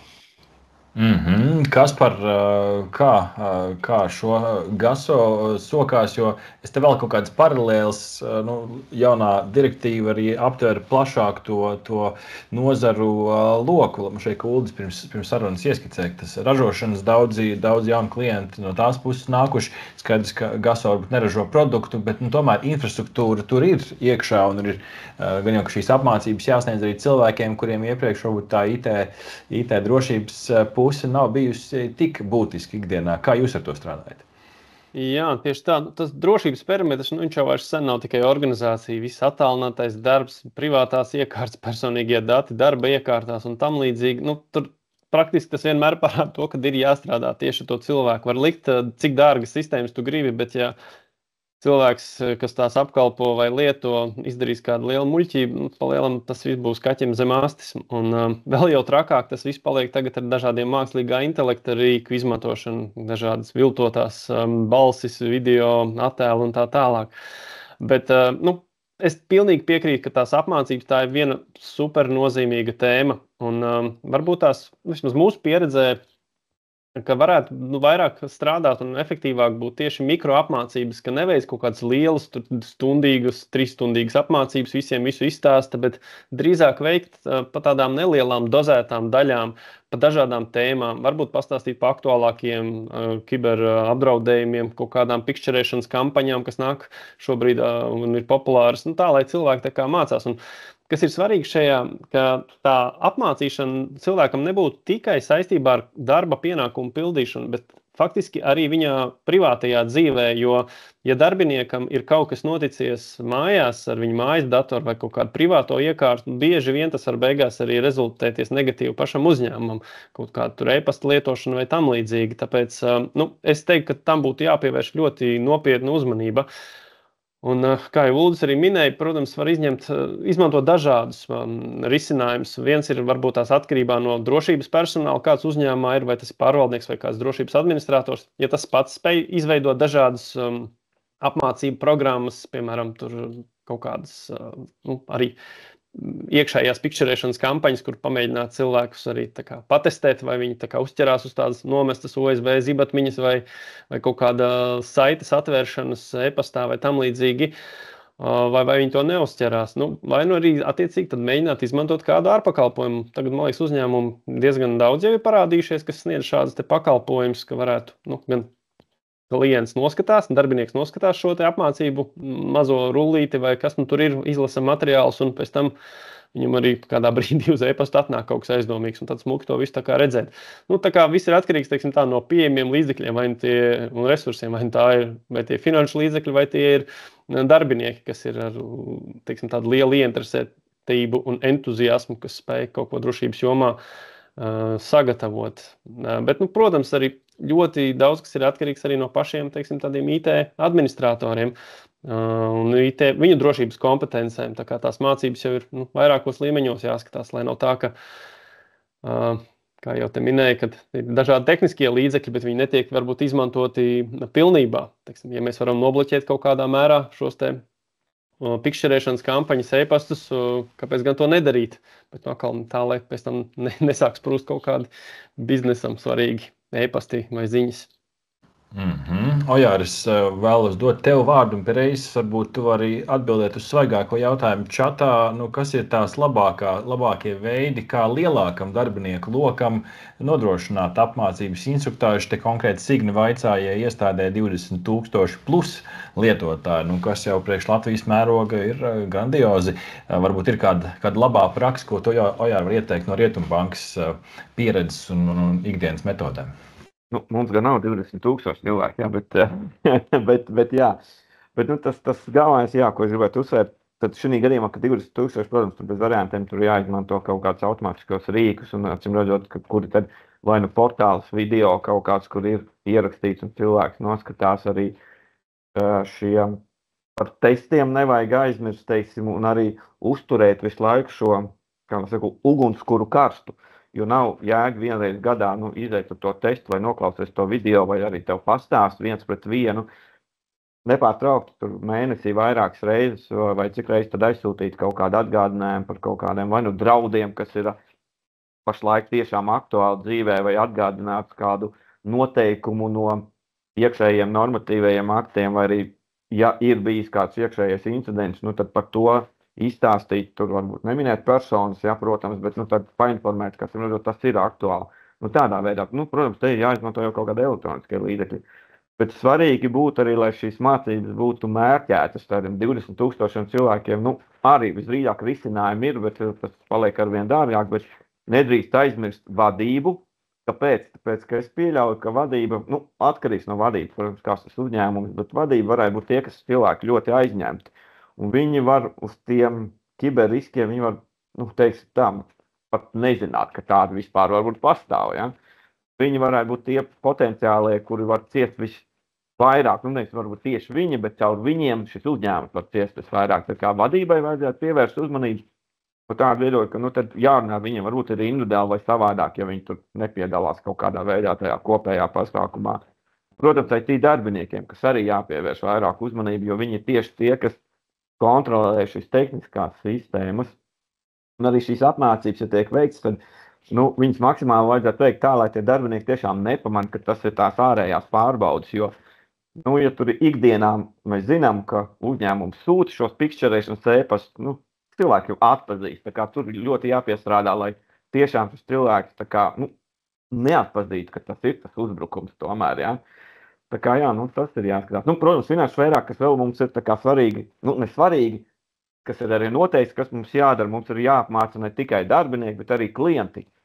Jo nu, šie klienti, nu, diemžēl, viņi klikšķiņi tur uz tām Smart ID un uz pārējām tām podziņām pat pašiem nedarbojoties. Un zināmā mērā tad, nu, klients, kurš varbūt nav tik kā teikt, iedziļinātajā problēmā, tad vainos to banku vai to finanšu iestādi. Bet, nu, tur neko nevar izdarīt, kaut arī tas 2-faktoru autorizācija vai MFA, kas tur ir pielietots. Nu, viņi ir droši tehnoloģija, bet ja tu pats to cipariņu nosauc, tad tur neko nevar izdarīt, diemžēl vairāk.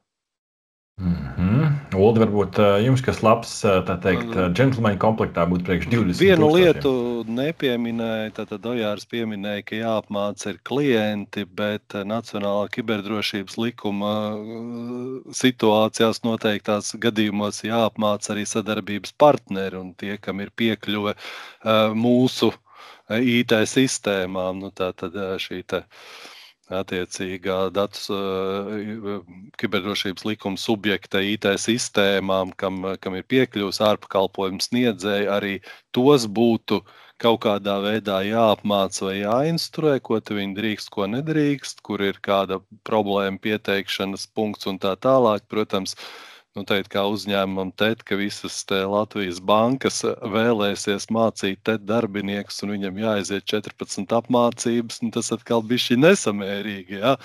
Bet nu, tur atkal Dora regula kaut ko arī nosaka to, ka ir jāapmāc un tagad katra banka grib apmācīt mūs, ja? Un tad 14 dienas jāveic apmācība katrā bankā atsevišķi, kas atkal nu, kaut kur nav sabalansēts, ja? Bet tātad nu, neaizmirstam tikai, ka ir jāapmāca savi darbinieki, atsevišķos gadījumos klientiem jāskaidro, kā pareizi lietot pakalpojumu, kur neklikšķināt vai kādas ir šīs lietas. Ko varbūt nepieminēja no tām darbinieku grupām, kas jāapmāc darbinieku parasto pieminējām, vadītājus arī pieminējām. Nu, vēl laikam ir atsevišķā grupa grāmatveži, kas pamanās kaut ko salaist un aizskaitīt naudu citam. Tiem droši vien arī vajadzīga ir atsevišķa apmācība, kur nu, droši vien nevajadzētu tomēr paļauties tikai uz elektroniskām apmācībām. Nu, kaut kā tā. Ja pēkšņi, bet katram uzņēmumam savu specifiku, protams, no darbības virzieniem, bet nu, grāmatveži tad kaut ko te aizskaita citur, un pagājušajā gadā Latvijā bija vairāki uzņēmumi miljonāri, kas zaudēja vairāk par 1 miljonu, ja, tā kā problēmas reāli pastāv arī tur, ja. Gan jau, ka līdz ar tehnoloģiju progresu iespēja imitēt pat balss tembru, gan jau, ka tāds satraukts zvans no priekšnieka, varbūt nedaudz tādā agresīvā tonī, tas arī tur tam grāmatvedim emocionāli jāturās pretī, gan arī jābūt kritiskam pret pilnīgi visu, ko tu redzi apkārt, vai ne? Bet, es ceru, ka līdz tādai dienai mēs nenonāksim, bet tehnoloģijas katrā ziņā kļūst arvien jaudīgākas. Es redzu, ka ir stunda pagājusi, kopš mēs sākām šo sarunu, joprojām vairāk kā 200 skatītāji. Ja kāds palaida garām, tad čats ir tā vieta, kur uzdot jautājumus. Es lēnām gribētu pārslēgties uz to kiberdrošības aktualitāšu apskatu, jo man šeit, ka šādas tikšanās reizes ar kolēģiem, profesionāļiem ir visnotaļ noderīgs, jo var uzzināt arī kaut ko, kas varbūt ikdienā paskrējas garām vēl ārpus kiberdrošības likuma tvērumu, bet ja jums ir kādi jautājumi, droši rakstot tos iekšā tagad, centīsimies atbildēt. Es redzu, ka pāris jautājumi jau atbildēti ir jau arī rakstiski no kolēģiem. Paldies jums par to. Kamēr gaidām vēl kādu jautājumu vai tieši saistībā ar likumu, ar prasību ieviešanu, vai ir vēl kaut kas, ko vēlaties nokomentēt, varbūt par tiem reālajiem pasākumiem, kas tad ikdienā jāveic, drošība, rezerves kopijas un tam līdzīgi. Varbūt, ka šeit vēl ir ko piebilst, pirms pievēršamies skatītāju jautājumiem. Ir kaut kas, kolēģi, šeit? Vēl, protams, ir diezgan plaši aprakstīts, kas ir žurnāla failu veidošana, jeb auditācijas pieraksts. Mums viņas šeit Latvijā prasa glabāt krietni ilgu laiku, tur 6, 12 vai 18 mēneši, kas ir tāds krietni atšķiramies no mūsu kaimiņu valstīm, kur šie glabāšanas laiki ir tomēr krietni īsāki. Lielākais izaicinājums ir tā saucamās datu plūsmas pierakstu veidošana, kas tiek prasīta, un tiem, kam notiek tur intensīva datu plūsma, datu apmaiņa, tad tur sanāk milzīgi datu apjomi, un noteiktos situācijās tur jāglabā ir līdz pat 18 mēnešiem, tad Latvijā būs vieta jauniem datu centriem, kā saka, lai te visu Latvijas interneta apjomu pieraksts pa viņu saglabāt, un mazliet pārspīlēju, bet tas ir viens no tādiem izaicinājumiem, jo ļoti daudzās vietās nav šie datu plūsmas pieraksti šobrīd veikti, ieviesti, tātad tur ugunsmūriem, serveriem, tur kādām lietotnēm, pakalpnēm, kā saka, ir auditācijas pieraksts, bet tieši datu plūsmas šie te ieraksti netiek veidoti. Ļoti daudziem tas ir jaunums, kas būs jāpievieno klāt. Tiem, kas te jau šajā nozarē ir ilgstoši, tas varbūt nav īpaši nekas jauns, jā. Jā, skatos, ka te jau kolēģi jau apmainās ar labo praksi un pieredzi par to, kā ikdienā strādāt ar dažādiem jautājumiem. Bija laikam jautājums tieši tev, Uldi, par izmaksām, ja gribās kolēģus izpikšķerēt savā uzņēmumā. Gan jau, ka jāraksta laikam tev individuāli. Jā, droši vien atsevišķi. Es neesmu tas, kurš pārdod šo pakalpojumu, es tas, kurš piegādā vai pārauga pakalpojumu piegādi. Cenas nav mans jautājums. Mēs arī dāvinam, arī dodam par maksu, tur kā sarunā, jā. Man šeit kā e-pasts bija biznesa, angliski business@tt.lv, kur noteikti var uzrakstīt, ja ne patiešo. Es zinu, droši vien mani kolēģi šeit arī, kas tieši pārdošanā strādā, klausās tā kā, vai skatās, tā kā noteikti var iedot. Jā, mums ir dažādi veidi piedāvājumi. Tur vienreizēs, protams, vairāk orientējamies uz to, ka ir gadu un katru mēnesi darbinieki saņem regulāri kādus tur par dažādām tēmām šos pikšķerus, jā. Tā kā tā, bet vairāk ir jādomā, ko to darīs tālāk, jā, kad darbinieks nav jau par to, ka ļauns mīnēs aiz stūri, ka darbinieks iekrita uzpikšķerē ievadīja. Tā ir diezgan tādā. Mēs arī reizēm pasmīnam, šausmas 70% tur iekrita kaut kur, jā. Bet, rezultāti ir dažādi. Ir bijis tā, ka atkārtotā pikšķerēšanā nepaliek labāk, bet sliktāk arī. Bet tas gan vienreiz praksē ir bijis tāds jautājums, kur sūtījām tieši tādu pašu e-pastu kā pirmajā reizē. Jā, pikšķerēšana gribu pieminēt, jo man liekas, ir tā, ka ja šis pikšķerētājs, kas tur sēž kaut kur paslēpies, ir izvēlējies šo konkrēto cilvēku vai konkrēto uzņēmumu, es teiktu, ka grūti ir vainot to cilvēku, jo, ja to, ko mēs pārbaudām uz testiem, mēs jau tiešām tur arī pieliekam varbūt tos hintus, vai kā teikt, pēc kā var atpazīt varbūt to e-pastu, ja?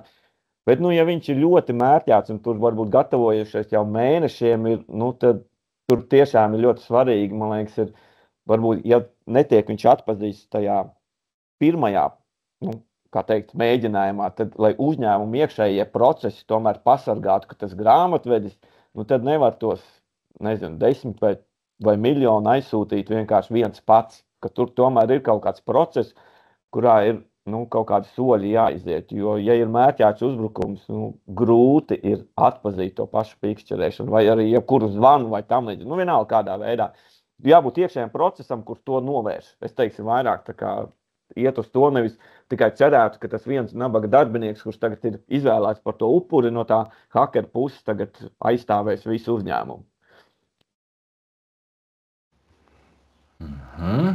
Diemžēl arī vairāk acu principi reizēm nepalīdz, bet jābūt ir šim vairāk acu principam, ka nevar būt pret vienu cilvēku, ka tur kaut ko izpikšķerē un no tā tur viss sabrūk.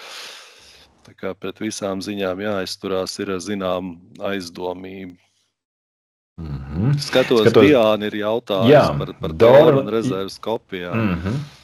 Jā, jautājums no Diānas, kā backup kopijas ir jāglabā, ka Dora nosaka, ka backup kopijas jāglabā dažādās ģeogrāfiskās lokācijās, atšķirīgi no produkcijas vides, un ka vajadzības gadījumā jāatgūst vēl citā lokācijā, vai tas tiešām tā ir, kā to panākt? Varbūt ir praktiski ieteikumi, kolēģi. Es gribētu teikt, ka to jau ja runa ir par finanšu sfērām, tad tā prasība nav jauna. Viņi jau ir, es negribu teikt, cik gadus, 10, 20, varbūt tā kā tas nav nekas jauns. Dažādi datu centri kaut vai. Nav jau tehniski tas nav sarežģīti. Jautājums, cik tas izmaksā. Tev ir vienā datu centrā produkcija un citā datu centrā vienkārši glabājās šie datu kopijas. Jautājums, protams, cik tie datu centri tur atšķirās. Vajadzētu būt tā, lai tā nav blakus telpa, ja? Ka tomēr tiešām tā ir pāris kilometri, un Latvijā, man liekas, tā vispār nav problēma. Latvijā ir ar datu centriem, teiksim, Latvija ir pilna, bet jebkurā gadījumā, jebkurā Eiropas Savienības valstī arī tu vari glabāt, un tas arī nav aizliegts. Ja? Protams, jautājums ārpus Eiropas Savienības, tur jau iestājas citu noteikumu, bet Eiropas Savienība, bet vislabāk Latvijā, protams, turēt pie saviem, kā lai saka, tautiešiem. Neskatoties uz to, ka Tetam ir jau 7 datu centra Latvijā, ja, bet mēs vēl savas kopijas papildus glabājam Frankfurtē. Ja. Jā, tās būs ilgi atjaunot, tas nebūs ātrai atjaunošanai, tur nekādi RPO, RTO laiki, bet tās ir mūsu zelta kopijas. Ja. Jāparedz, ka tās nebūs tās ātrās kopijas, protams. Jā, tās ir tās kopijas, kad viss ir slikti. Diana komentē, bet tad jau sanāk, ka vajag vairāk kā 2 datu centrus pielietot. Jā, atbilde. Pērciet ārpakalpojumā. Te arī Frankfurtē īrē vietu datu centrā, kur ir mūsu zelta kopijas, arī mūsu resursi, un starp citu mūsu klientu zelta kopijas arī mēs glabājam, kas ir pasūtījuši šādu servisu Frankfurtē. Tā kā, ja kas var arī no mums sarunāt. Ja tam nav jābūt tādam datu centram, ka tur stāv tie jūsu serveri vai mūsu serveri, bet tā var būt vienkārši vieta, kur glabājam. Protams, tur jānodrošina, lai tie datu kopijas tiek šifrētas gan pa ceļam, gan arī uz vietas, bet tam nav jābūt tā, ka tas ir tādā klasiskajā datu centrā statnē, un statnes tur ir, bet tās nav mūsējās, tās ir, pieņemsim, Teta statnes, un Teta nodrošina vietu, kur glabāt tos 0,1, 0,1 un 1,1 un vispārējo. Jā, tagad viss lauzīsies uz Frankfurti. Kas par pacelt roku droši? Jā, te jau aizskārto jautājumu par tiem datu centriem Latvijā vai ārzemēs. Droši vien jāpapildina to, ko Ajārs minēja, par tiem pašiem riskiem. Vajadzētu droši vien papētīt to iemeslu un kā mēs tur sargājamies. Attiecīgi varēs arī saprast, cik tad tālu mums tos rezerves kopijas vajag no mums turēt, jo Un pēdējā laikā visas tās aktivitātes, kas notiek pasaulē, jau pamazām sāk iziet ārpus kontrolas. Un iespējams, ka tie noteikumi, kas nosaka, varbūt tur 50 km ir jau krietni par maz. Un varbūt, ka vajadzētu drošības pēc arī tiešām turēt tajā pašā Frankfurtē, varbūt pat vēl tālāk. Jo, ja kaut kas varbūt tāds nedod Dievs, protams, kaut kas notiekās, tad tas notiksies, domāju, ne tikai šeit 50 km, bet arī vairāk kilometru attālumā. Tāpēc būtu jāņem vērā, es teiktu, riska analīzēs tādi punkti, pa kuriem mums varbūt arī pat prātā nenāca līdz šim viņus uzskatīt par baigi nopietniem. Mēs ieviesām kopēšanu Frankfurtē sākoties karam Ukrainā, jā.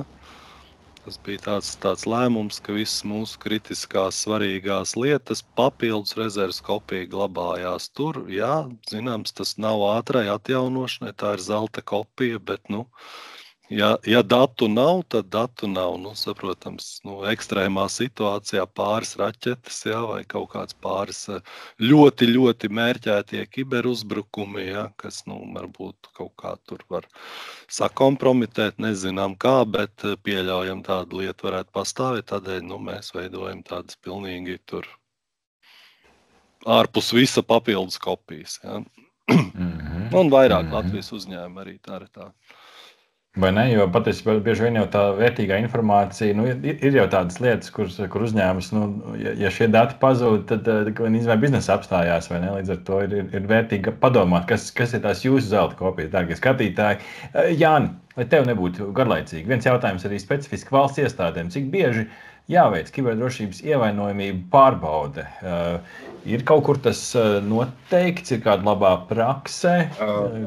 Es centīšos nekļūdīties, bet manā atmiņā ir, ka reizi gadā ir jāveic tomēr vismaz informācijas sistēmām noteiktā pārbaude bija. Tā kā, mēs arī pie tā cenšamies turēties, bet, protams, arī jāvērtē to.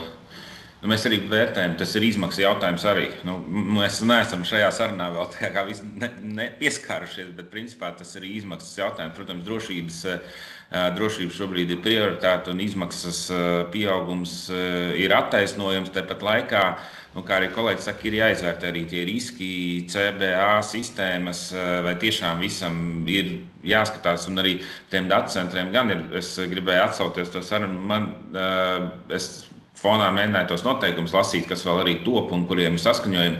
Tur valsts informācijas sistēmām, tur ir vēl jāskatās kopumā gan šie kiberdrošības noteikumi, gan arī mākoņu datošanas noteikumi, kur var glabāt un kur var kopēt. Tā kā tur arī nebūs tik vienkārši, ka mēs izvēlamies jebkuru datacentru un kaut kur kopējam. Tā kā tas ir vēl tāds, es saku, mums kā valsts iestādēm bieži vien ir jālasa ļoti daudz dokumentu vienkopus, un tad ir jāatrod tā pareizā atbilde starp visiem šiem risinājumiem un iespējām. Jā, tāds. Izmaksu jautājums arī visnotaļ būtisks. Ja budžetā tā naudiņa vairāk un ir iespēja atlikt, tad jau viss ir labi, vai ne? Bet gan jau, ka no vadības viedokļa arī bieži vien tas ir tāds jautājums. Kasītēm ir tik, cik ir tā naudiņa, kā viņi to vērtīgāk izmantot. Uz ko jūs liktu lielāku uzsvaru, ja tas finanšu resurss šim uzņēmumā ir mazāks, vai varbūt līdz šim nav bijuši tik liela prioritāte, uz ko primāri fokusēties? Kas ir varbūt tā lietu sarga lieta, kuru atrisinot arī citi jautājumi atrisinās no jūsu pieredzes, kolēģi? Droši. Uldi, kā tu ieteiktu? Daudz ikdienā sanāk ar klientiem strādāt. Ko iesakat? Uz ko primāri fokusēties? Nav tāda primāra lieta. Ir viss kopumā jāfokusējās uz lietām. Bet tepatās skatoties blakus ir par tiem ielaušanās testiem jau ar jautājumiem. Jā, vēl joprojām tur cilvēki raks tajā. Tas ir svarīga lieta, uz ko tomēr arī fokusēties, vai tavas sistēmas, vismaz kā izskatās no ārpuses, vai ir vai nav drošas. Jā. Jaunajos ministru kabineta noteikumos ir gaužām maz par ievainojamību skanēšanu, proti, ka to var veikt Satversmes aizsardzības birojas CERT un nav nekāds pienākums veikt to pašiem. Es tomēr aicinu klātesošos veikt šos te vienkāršos automatizētos kaut vai pārbaudas. Jā. Bankām man šeit bija reizi nedēļā jāveic. Lietuvā noteikts pienākums reizi mēnesī veikt. Nu, mums ir ielaušanās testa reizi 3 gados. Mēs esam uzlikuši šeit Latvijā fokusu uz drošības pārvaldnieku, ka tas visu atrisinās. Bet, ir tās lietas, kas tomēr ir jātestē, jāpārliecinās, kādā līmenī ir mūsu sistēmas no interneta īpaši skatoties, bet ne tikai arī iekšēji. Mēs savu tā skanējam reizi nedēļā operētāju sistēmas un tādas lietas, tur web aplikācijas, tur noskanējam reizi mēnesī, bet, tas droši vien ir, minimums, uz ko tomēr virzīties, jā. Protams, ielaušanās testi, ko veic cilvēki un kas pārliecinās praktiskā sistēma drošības, maksā jau citas naudas un nav tik bieži veicami, jā. Tā kā tā. Jā, turpinam servēt skatītāju jautājumus. Tie turpina birt iekšā. Diana vaicā, kas notiek pie elektrības blackout, kā tikko Eiropā bija. No Dora viedokļa, vai ir kaut kas jāparedz, jāpapildina ISP ārpus risku tabulas, un ko Tete domā šajā sakarā? Ja ko domā Tete, tad manas subjektīvās domas, jā, atceramies to Latvijā, iedomājas iestājās blackouts, jā, nav elektrība.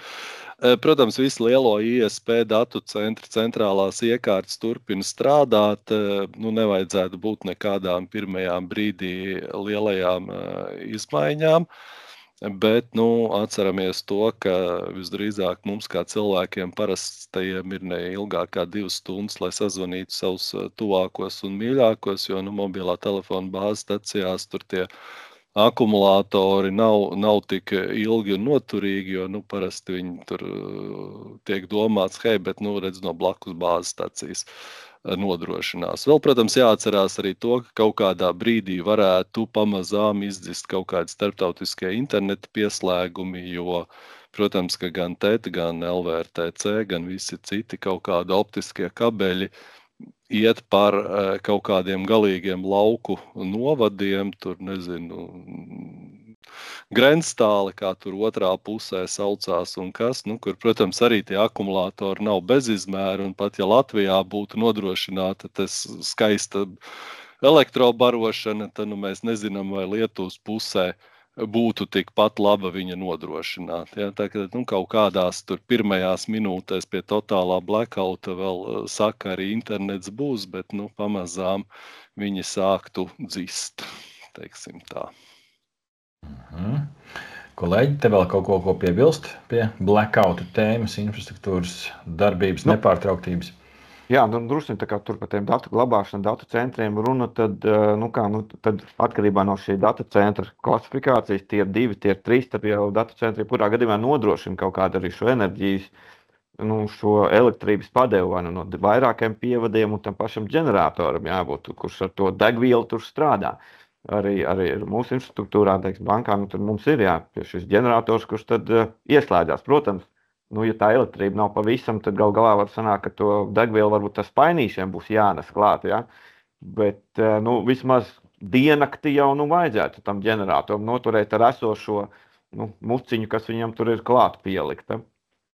Un tad, varbūt par to iepriekšējo jautājumu, kur bija jautājums, kāds ir tas, uz ko fokusēties, tas arī, man liekas, uzņēmumi jāskatās no riska tās viņa apetītes, teiksim, jo, tā vienkārši sakot, ir 2 pieejas, vai tu iztērē to naudu pirms incidenta, vai tu tērē naudu, tad, kad tas incidents ir noticies. Tad tev ir jāizvērtē, kuru tu to variantu pieņem, un viss. Bet, ar tavā teiktajā, vai iztērē pirms vai pēc incidenta, tātad incidents vienalga notiek, varbūt nebija tā domāts, bet respektīvi, lai to incidentu novērstu, lai viņš neiestātos, tādā veidā, tad ir jautājums, vai tu esi iztērējis un tas incidents nenotiek, vai viņš notiek ar mazāku ietekmi, teiksim, var arī tā teikt, jo tā ietekme tāpat var būt kaut kāda, bet viņa būs mazāka. Vai arī viņš notiek, bet tu nezini, ka viņš ir noticis.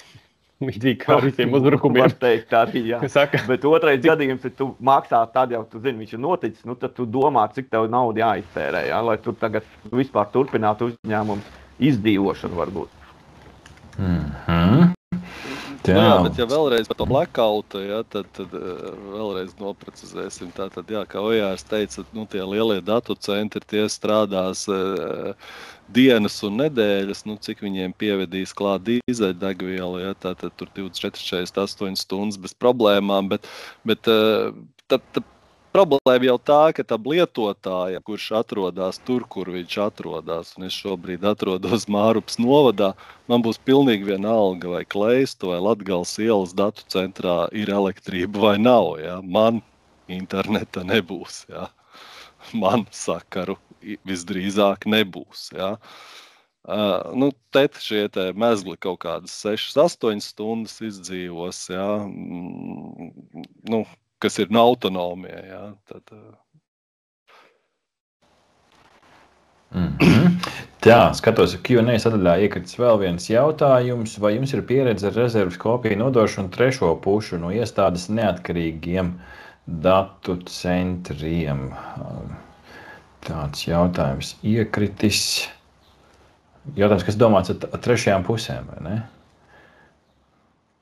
Ja domā ārpakalpojumu sniedzēji, tad tā ir, nu, man liekas, visnotaļ atzīta prakse datu rezerves kopijas glabāt pie datu rezerves kopiju glabāšanas pakalpojumu sniedzējiem. Nu, saprot, valsts pārvaldē ir ierobežojumi attiecībā uz to, bet privātais sektors to izmanto diezgan bieži, jā.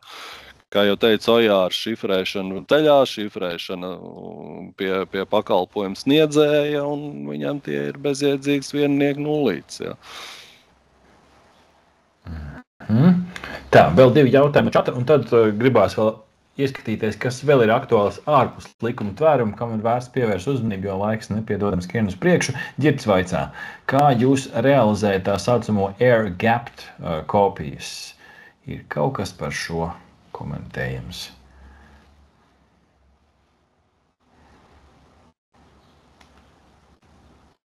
Ja es pareizi saprotu, tas ir domāts, kad, respektīvi, nu, ka tādā brīdī, kad tās kopijas tev tur kaut kur atrodas, ka viņas ir imūnas pret pārrakstīšanu. Nu, tur varbūt tehniski, kas varbūt arī dažādi risinājumi, bet, nu, jā, nu, tas ir viens no tiem pēdējiem, kā lai saka, pēdējiem, tiem, nu, kad viss jau ir slikti, ja, ka tā ransomware tev jau ir izplūsījusies visur, kur vien var, bet, nu, viņi nevar nošifrēt šo datu kopiju, un viņi tur fiziski nevar piekļūt. Nu, vai tas ir fiziski kaut kā nodalīt resursus vai tehniski ar kaut kādām programmatūras palīdzību, tā ir cita lieta, bet, nu, jā, tas viss ir jāvērtē, cik tas maksā un vai to ir vērts darīt, jā, bet, nu, jo, nu, kiberdrošības viedokļi ir tā, ka mēs esam gatavi darīt visu maksimāli. Jautājums ir par finansēm. Cik tas izmaksā un pārējais. Jo, nu, no kiberdrošības viedokļa viss, kas ir drošāks, viss ir labāks. Jā.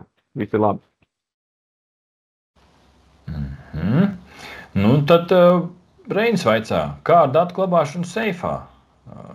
Vai arī tas risinājums, vecais labais seifs, arī vēl der kaut kur, vai šeit vairs tas nedara, ka mums ir diskete seifā. Ja seifs atrodas geogrāfiski nodalītā vietā, ja, nevis tur patās tajā datu centrā, tad visnotaļ labi, ja, un ja seifam netiek klāt neviens tur cits, ja. Nu, teiksim, arī šī nacionāla minimālo drošības prasība, kur saka, jums jāsaglabā ir tur gadu vecā kopija, ja, tur, kas ir vecāka par gadu, ja, tur daudziem tas liekas nesamērīgi, nu, ierakstam uz vislētākās lentas, aizvedam viņu prom, ieliekam seifā, turam gadu, nākošo gadu aizbraucam, uztaisam jaunu kopiju, ja, vai vienīgais jautājums ir par to, vai tas datu nesējs tur vēl darbosies, jo tā lenta... Bet rezerves kopija būs atbilstoši likumam un maz ticams, ka viņu jebkad vajadzēs, nu, šīs 2 gadu vecās kopijas, nu, ļoti maz ticams, ka tīri praktiski ir nozīme kaut kur viņas izmantot. Jā, forši paskatīties, ar ko tad tur sākās, bet nu, īsti jau laikam Bet es teiktu, ka tas nav drošs variants. Seifs ir ok, bet drošs variants tieši no nesēja puses. Jo drošāk ir tas, ko čatā minēs, labāk citā datu centrā, kur tomēr tas ir glabājās uz droši vien daudz drošākiem šiem telžiem vai diskiem vai kaut tur izmanto nekā uz kaut kādas zibatmiņas pieņemsim, kas pēc dienas varbūt nestrādā vairāk. Paņem 4 zibatmiņas. Kaspar, varbūt Jānis pēc tam vēl kur nokomentēt. Par to seifu runājot, tas jau tikai tā liekas, ka viņš ir tāda droša vieta, kur glabāt, bet faktiski jāņem jau arī visi tie fiziskie aizsardzības apsvērumi vērā, kur tas seifs atrodas, vai viņš tur nav varbūt tās, nezinu, pie kāda mājās, dzīvoklī, vai arī viņš ir tādā vietā, kas varbūt pret uguns iedarbību nav pārāk droša. Mums arī īstenībā nav piemēra tālu jāmeklē vienu rītu ierodoties darbā. Mums sagaidīja jauks ūdenskritums no otrā stāva, tā kā tas tikai vēl izskaistināja mūsu ēku, bet, vienkārši radiatori plīsuši bija un vienkārši varbūt arī ļoti labi, ka mēs bijām ieplānojuši gan savu vienu no serveru izvietošanas vietām attiecīgi aizsargātākā ēkas daļā un ar dažādiem pretpasākumiem, bet tas seifs ir tieši tāds pats variants. Viņš ir jāskatās, kur tu viņu liec, un otrs jautājums tiešām, vai pēc tam arī viņā uzglabātās lietas būs lietojams, vai viņas būs bijušas atbilstošā temperatūrā, turētas mitrumā un tam līdzīgi.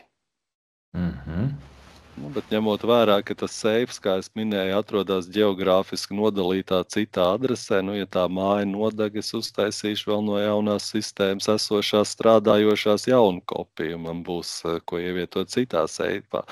Nav tik traki ar to glabāšanu seifā, tiešām kaut kādas zelta kopijas, bet noteikti tās nav tās kopijas, ko mēs vēlamies izmantot reālai sistēmu atjaunošanai, kuras vajadzīgas ir uzreiz un tepat un ar garantiju, ka viņi ir. Tās ir tādas, katram gadījumam likuma ķeksim, lai izpildītu tur to 2 gadu glabāšanu. Jā. Cerībā, ka viņu nekad nevajadzēs izmantot. 2 gadus glabāt datu centrā uz dārgiem diskiem, un nekustināt arī ir kaut kāds, man liekas, nepamatots izmaksas. Jāni, jā. Laikam no tādas kultūras satura prizmas gribētu iekomentēt to, jo mēs runājam par šiem ikdienas sistēmām, operatīviem datiem, kas ir, es teiktu, salīdzinoši mazos apjomos, varbūt 100, 10 gigabaiti, terabaiti, tas nav liels, bet ja mēs skatāmies, piemēram, kultūras datiem, tad kultūras dati ir petabaitos jau uzreiz, un tam visam nodrošināt šīs rezerves kopijas.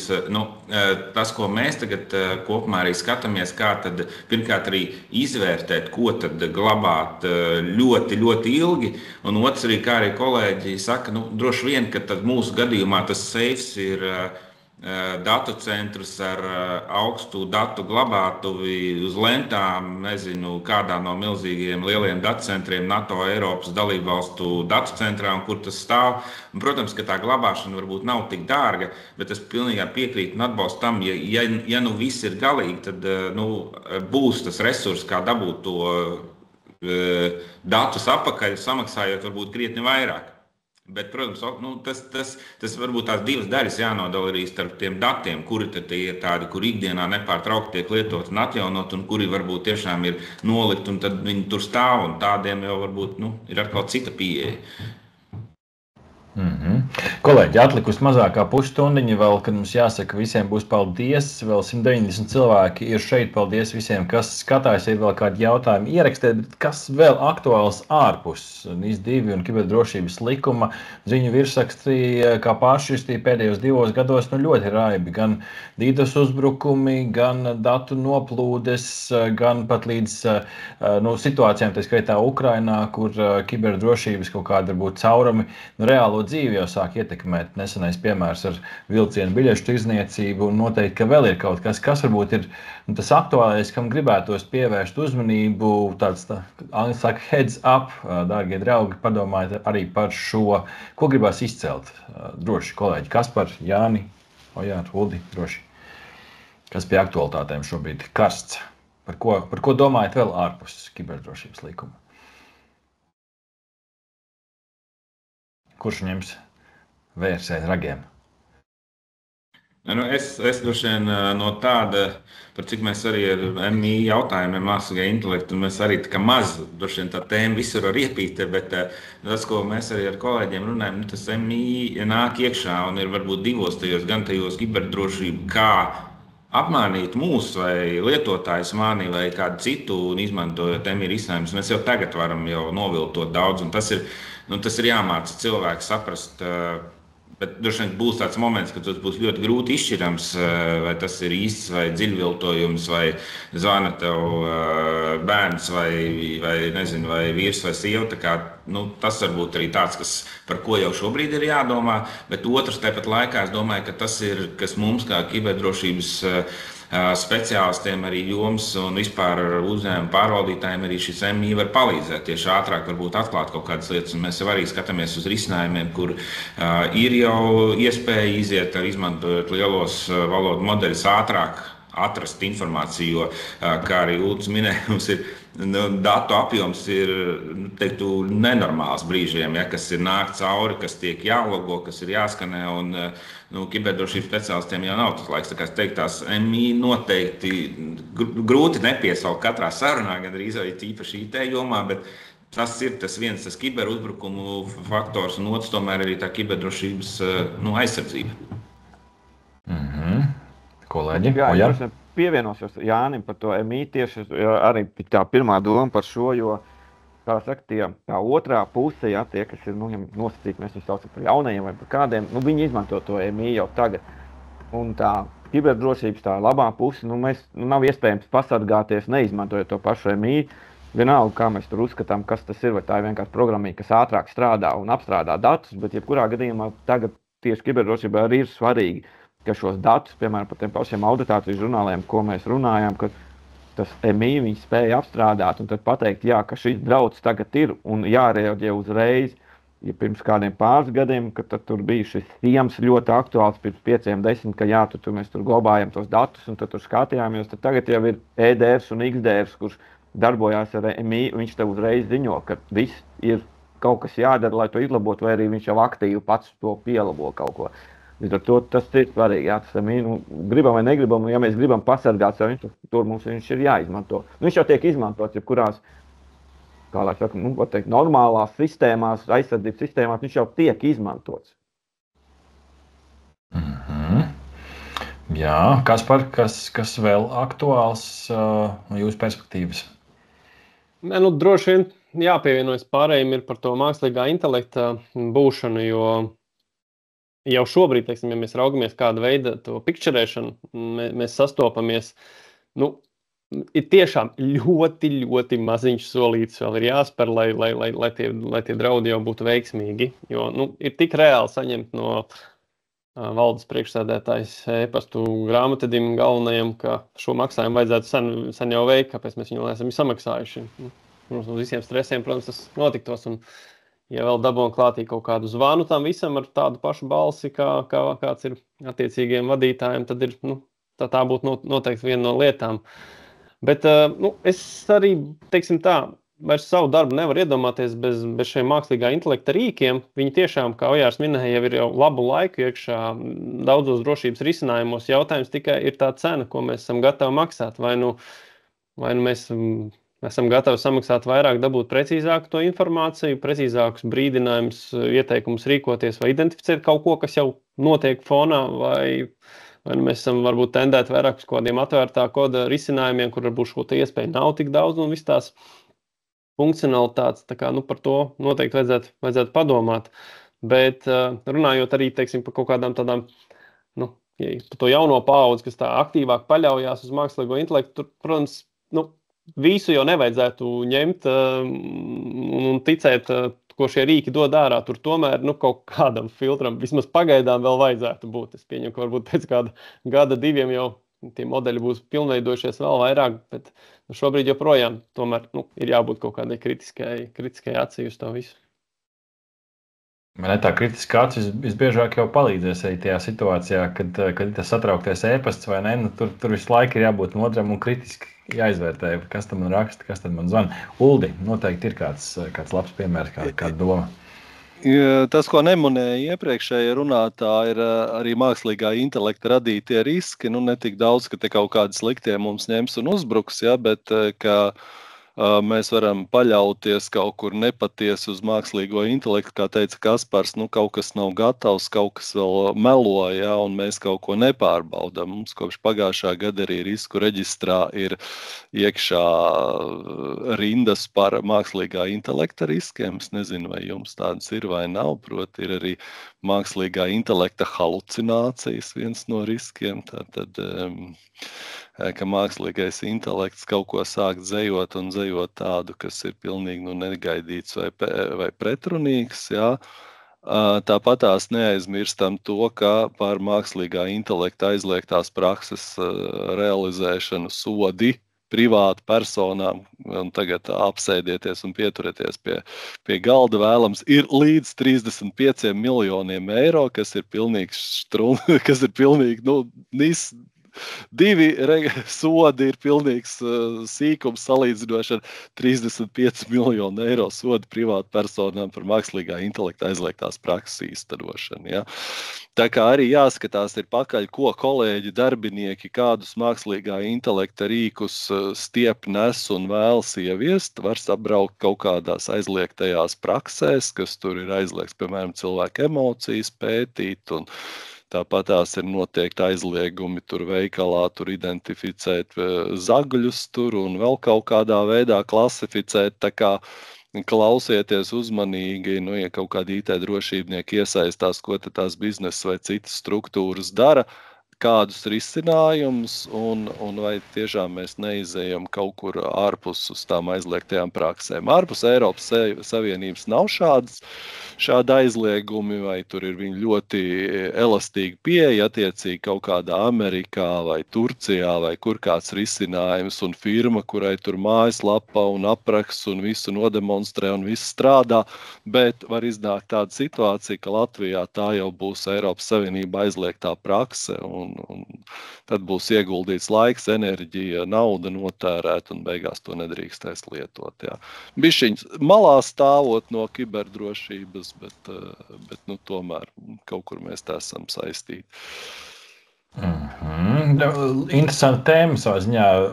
Kā ir ar to mākslīgu intelektu rīku izmantošanu datus, kurus mēs iebarojam tam, vai tas tāds piemērs, par kuru jāsmīkņā, un tā neviens Latvijā nedara, ka tādā bezmaksas, nezinu, tur ChatGPT vai DeepSeek vai tagad Meta AI tikko iznācis jauns ir nelādē, vai tomēr tā ir tāda lieta, kas slepeni notiek un par ko būtu jādomā vairāk? Ja nav tehniski risinājumi ieviesti, kas aizliedz no darbinieku datora kaut kādos visos šajos rīkos iepaistot vai atvērt šīs lietas, tas skaidrs, ka darbinieki to dara. Cik aktīvi nav zināms, bet noteikti to dara, jo, ja tur tās pogas ir kāds vienalga, kurš kaut vai pamēģinās un ticamāk arī ieliek kaut kādu darba informāciju tajā iekšā. Tad, protams, jautājums, kas tā ir par darba informāciju, vai tur kāda personas dati, vai tur kas attiecās uz Copilotu, ja izmanto to organizācijas ietvaros un maksā Microsoftam tur tās lielās naudas, tad viņi tā kā garantē, ka tas paliek tā tenanta ietvaros un nekur citur netiek izmantots. Par Microsoft droši vien mazāk uztrauktos, ja jau Microsoft 365 tas vēl tāpatās ir pie Microsoft, tā vēl ielikt Microsoft 365 Copilotā droši vien nebūs lielā nelaime, ja vien tas būs darīts attiecīgā tenanta ietvaros, nevis kā darbinieks privāti savā kaut kādā, ko Microsoft var izmantot savu modeļu tur trenēšanai. Bet varbūt par lielajiem nav tik liela uztraukuma, bet ir visādi tur, kas piedāvā visādus tur gatewayus, rīkus un API un ko tik vien ne, tur gan varētu būt drīz vien droši vien kāds skaļš notikums. Kaspar? Jāatcerās, ka jebkurš no tiem rīkiem jau pēc būtības ir sistēma, un sistēmām arī ir dažādas ievainojamības, un tā kā, ja gadījumā darbinieks ir kaut ko apzināti vai neapzināti paudis mākslīgā intelekta rīkam, tad tas ir tikai laika jautājums, kad kaut kā tie dati var arī kaut kur parādīties. vai arī, protams, kaut kādu šo datu abstrakciju. Bet, kā vienmēr, risinājums arī šim ir runāt ar tiem darbiniekiem. Īstenībā bieži vien tie darbinieki, kas varbūt tās izmanto šos te rīkus, patiesībā ir ļoti labi darbinieki. Tie ir tie, saucamie power useri, kas mēģina iet laikam līdz tehnoloģijām līdz un maksimāli optimizēt to, ko viņi dara, savu darbu pienākumus un izmantot visus iespējamos līdzekļus. Bet, teiksim tā, darba datus, protams, ka kaut kur likt iekšā, nevajadzētu. Tur jau vairāki riski ir. Viens varbūt, ja tas ir kaut kāds komerces noslēpums vai tāda veida informācija. Cits ir atkal varbūt tie ir personas dati. Varbūt kāds tur veids kaut kādu lielu apjomu personas datu apstrādi izdomājis, palūgt vienkārši mākslīgā intelekta rīkam, lai viņš to ātri izdara, jo viņš tur varbūt Excelī pats tur neprot vai kaut kā tam līdzīgi. Un beigās var sanākt iedzīvoties varbūt vēl pat lielākās nepatikšanās nekā sākumā šķiet. Tā kā, es teiktu, tas viennozīmīgi ir, apmācība jautājums, jo lietotājs vienmēr ir tik kreatīvs, ka viņš atradīs jaunus veidus, kā apiet jebkuru tehnisko līdzekli. Bankā mākslīgo intelektu izmanto vai pārāk nedrošu priekš bankas līmeņa? Mēs doto brīdi mēs neizmantojam, bet viss ir no vajadzības atkarīgs. Teiksim, mums ir projekti, kur mēs tā kā plānojam kaut ko izmantot, bet tieši specifiskām vajadzībām. Teiksim, bet teiksim, viss ir jautājums, kādam nolūkam tu viņu izmanto, teiksim. Jo viens, ko es minēju, kiberdrošības rīki jau tagad viņi izmanto. Tas ir viennozīmīgi, ja, tur, kas ir iebūvēts viņos iekšā, bet tieši biznesa jomas cilvēki, tad ir kaut kādi projektiņi, kur mēs kaut ko jau sākam par to domāt. Bet, mēs esam, teiksim, konservatīvi, bet varbūt ne tāpēc, ka tas ir mākslīgais intelekts, bet tā vienkārši sanāk. Bet ir nianses, jo mēs jūtam, ka tas ir vajadzīgs. Jāni, es zinu, ka no valsts puses jau tiek piedāvāt dažādi rīki, kur mākslīgais intelekts tā skaitā ir pielietots valodu apstrādē. Hugo platformā var ieskicēt šo pusi. Mēs diezgan aktīvi jau šobrīd izmantojam un ieviešam savos risinājumos, bet, kā arī kolēģi minēja, mēs faktiski izmantojam Microsoft arī Azure AI risinājumu savā tenantā, savu konkrētu servisu un zinām, ticam Microsoftam un viņu politikām un visiem noteikumiem, kad tie dati nav nekur citur neaiziet. Bet, protams, ka tas, ko mēs no valsts puses redzam un arī strādājot valodu tehnoloģijām, kad ir iestādes, valsts iestādes daudz, kurām būtu vēlme darbināt šos MI rīkus, bet savā infrastruktūrā, savā. Un tas ir tas, ko mēs varbūt nedaudz pārlicot citu tēmu, bet, protams, saistās arī ar kiberdrošību, kad mēs plānojam izveidot šo savu valodas, atvērtu valodas risinājumu, kuru tad katrs var pielāgot un turēt savā bankas, es teiktu, seifā, bet savā bankas infrastruktūrā un būt pārliecinātam, ka tie dati darbojas tieši tur un izmantot arī šo servisu. Tas ir tāds, bet, protams, ka mēs nestrādājam ar jebkuru MI risinājumu, bet šobrīd šajās pirmajos lielajos soļos izmantojam jau tos pārliecinoši labākos. Es par to latviešu valodas lielo valodu modeli jau iepriekš biju dzirdējis, ka pie tā noteikti darbs, cik tālu ir, kad aptuveni varētu gaidīt kādas varbūt beta versijas. Ir jau kolēģi no Tildes šobrīd strādā pie izmantojot Eiropas Savienības komisijas finansējumu jau pie tāda pirmā mazā, bet kopumā valsts droši vien ieskriesies šī gada laikā un nākamā gadā varētu būt jau kaut kāda. Tas mērķis droši vien nav pārspēt risinājumus, kas ir komerces risinājumi, bet drīzāk izveidot tādu, kas ir atvērts un pielāgojams un savietojams ar citiem valodu modeļiem, pielāgojams priekš tieši konkrētu uzņēmumu vajadzībām, arī varbūt aizsardzības sektoram, kiberdrošībai un citiem, bet darbināms tur, kur tas ir nepieciešams. Sarunas noslēguma daļa ieskatos vēl vienreiz čatā, kas mums ir pienācis klāt. Jevgeņiem tomēr Uldi šaubas par to, ka dati neaiziet ārpus tenanta. Ir kaut kāda atbilde šīm šaubām vai šaubas nepamatotas? Mums atliek tikai tam ticēt, bet skatieties, ja mums tāpatās visi tie dati atrodas Microsoft, tur 365 lietotājiem ir e-pasts, Teams, ir OneDrive, no tā, ka es ielikšu vēl to pašu failu Copilotā, kas ir it kā zem tā paša tenanta darbināts, jā.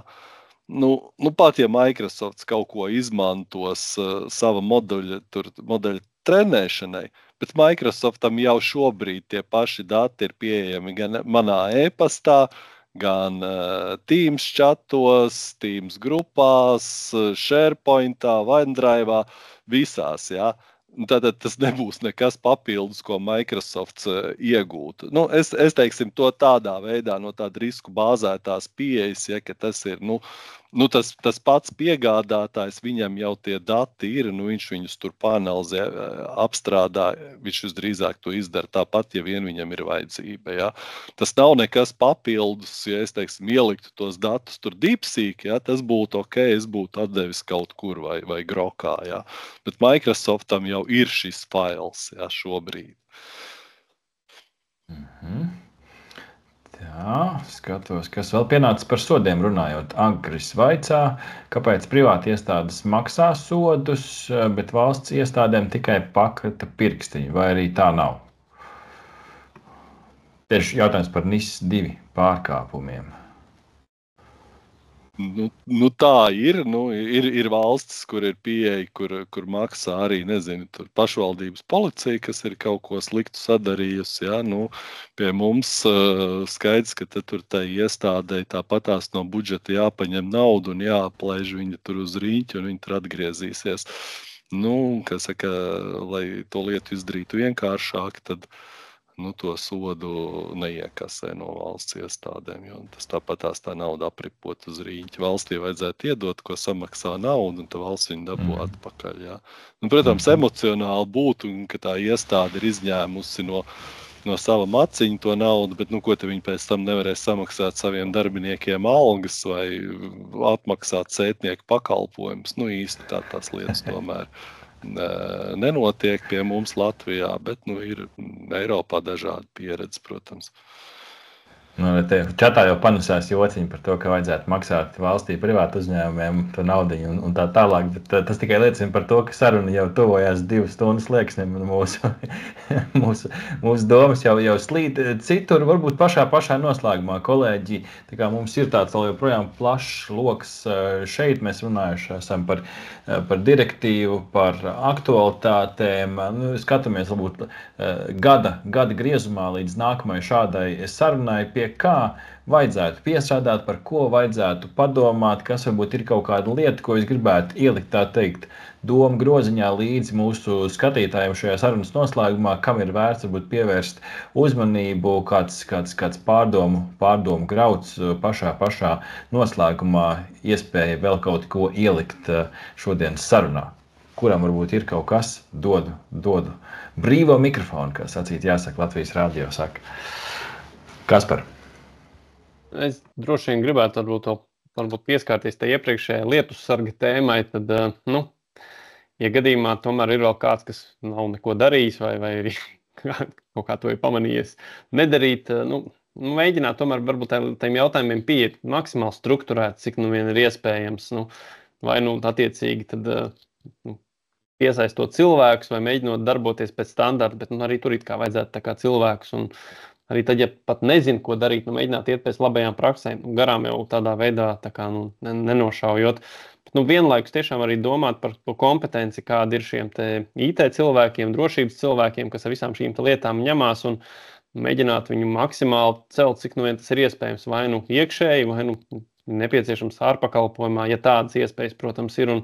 Un vienmēr es noteikti rekomendētu maksimāli iesaistīties visos tīklošanās pasākumos, kāda vien ir pieejama. Latvijā mums nav daudz šo vietu, kur mēs kaut ko varam dabūt, bet tas ir tas pats izsakas kaut kādu biedru sanāksmes, tie ir tie paši drošības ekspertu grupas un kiberzemesardze un tam līdzīgas lietas, kur līdzīgi domājošs cilvēks var sastapt un pat atrodoties viņu sabiedrībā, tu noteikti kaut kādu labumu sev no tā gūsi, kaut kādu pieredzi, zināšanas, ieteikumus, kaut vai kontaktus, paziņas un tā tālāk. Tā kā tas jebkurā gadījumā noderēs gan šo te prasību ieviešanā, gan izpildē, gan varbūt dažādu viltību, realizēšanā. Es nedomāju ļaunprātīgā nozīmē. Jāni, Varbūt kāds noslēguma vārds no tavas puses? Es domāju, ka noteikti ir tomēr jāstrādā ar tiem lietotājiem. Tas lietotājs ir tas punkts, kas saskarsmes punkts starp drošības pārvaldniekiem, drošības sistēmām un pārējo. Mēs arī pie tā vairāk strādāsim, par cik tās lietotāju grupas ir dažādas. Un otrs, droši vien, ņemot vērā parasti arī valsts finansējumu pieejamo drošība ir prioritāte. Mēs redzam, arī šim gadam noteikti tā ir prioritāte. Tomēr skaidrs, ka finansējums ir tik, cik viņš šobrīd ir iespējams. Tas droši vien vienkāršākais ir izdarīt labāko, ko var izdarīt šajā brīdī par šo finansējumu. Un droši vien katram uzņēmumam ir un iestādē ir varbūt tiešām citi tie fokusi vairāk, bet tā kā mums kā KISS ir principā no tīkla, no datortehnikas līdz pat sistēmai, koplietošanas un datacentriem, tad mums liels apjoms, uz ko orientēties, bet droši vien, kad arī tā prioritāte tiešām arī, par ko mēs sākām runājām, sakārtot to visu resursu uzskaitu, saprast tiešām visu, kas ir uzņēmumā iestādē, un tad jau uz tā izvērtēt arī riskus tālāk. Ojār?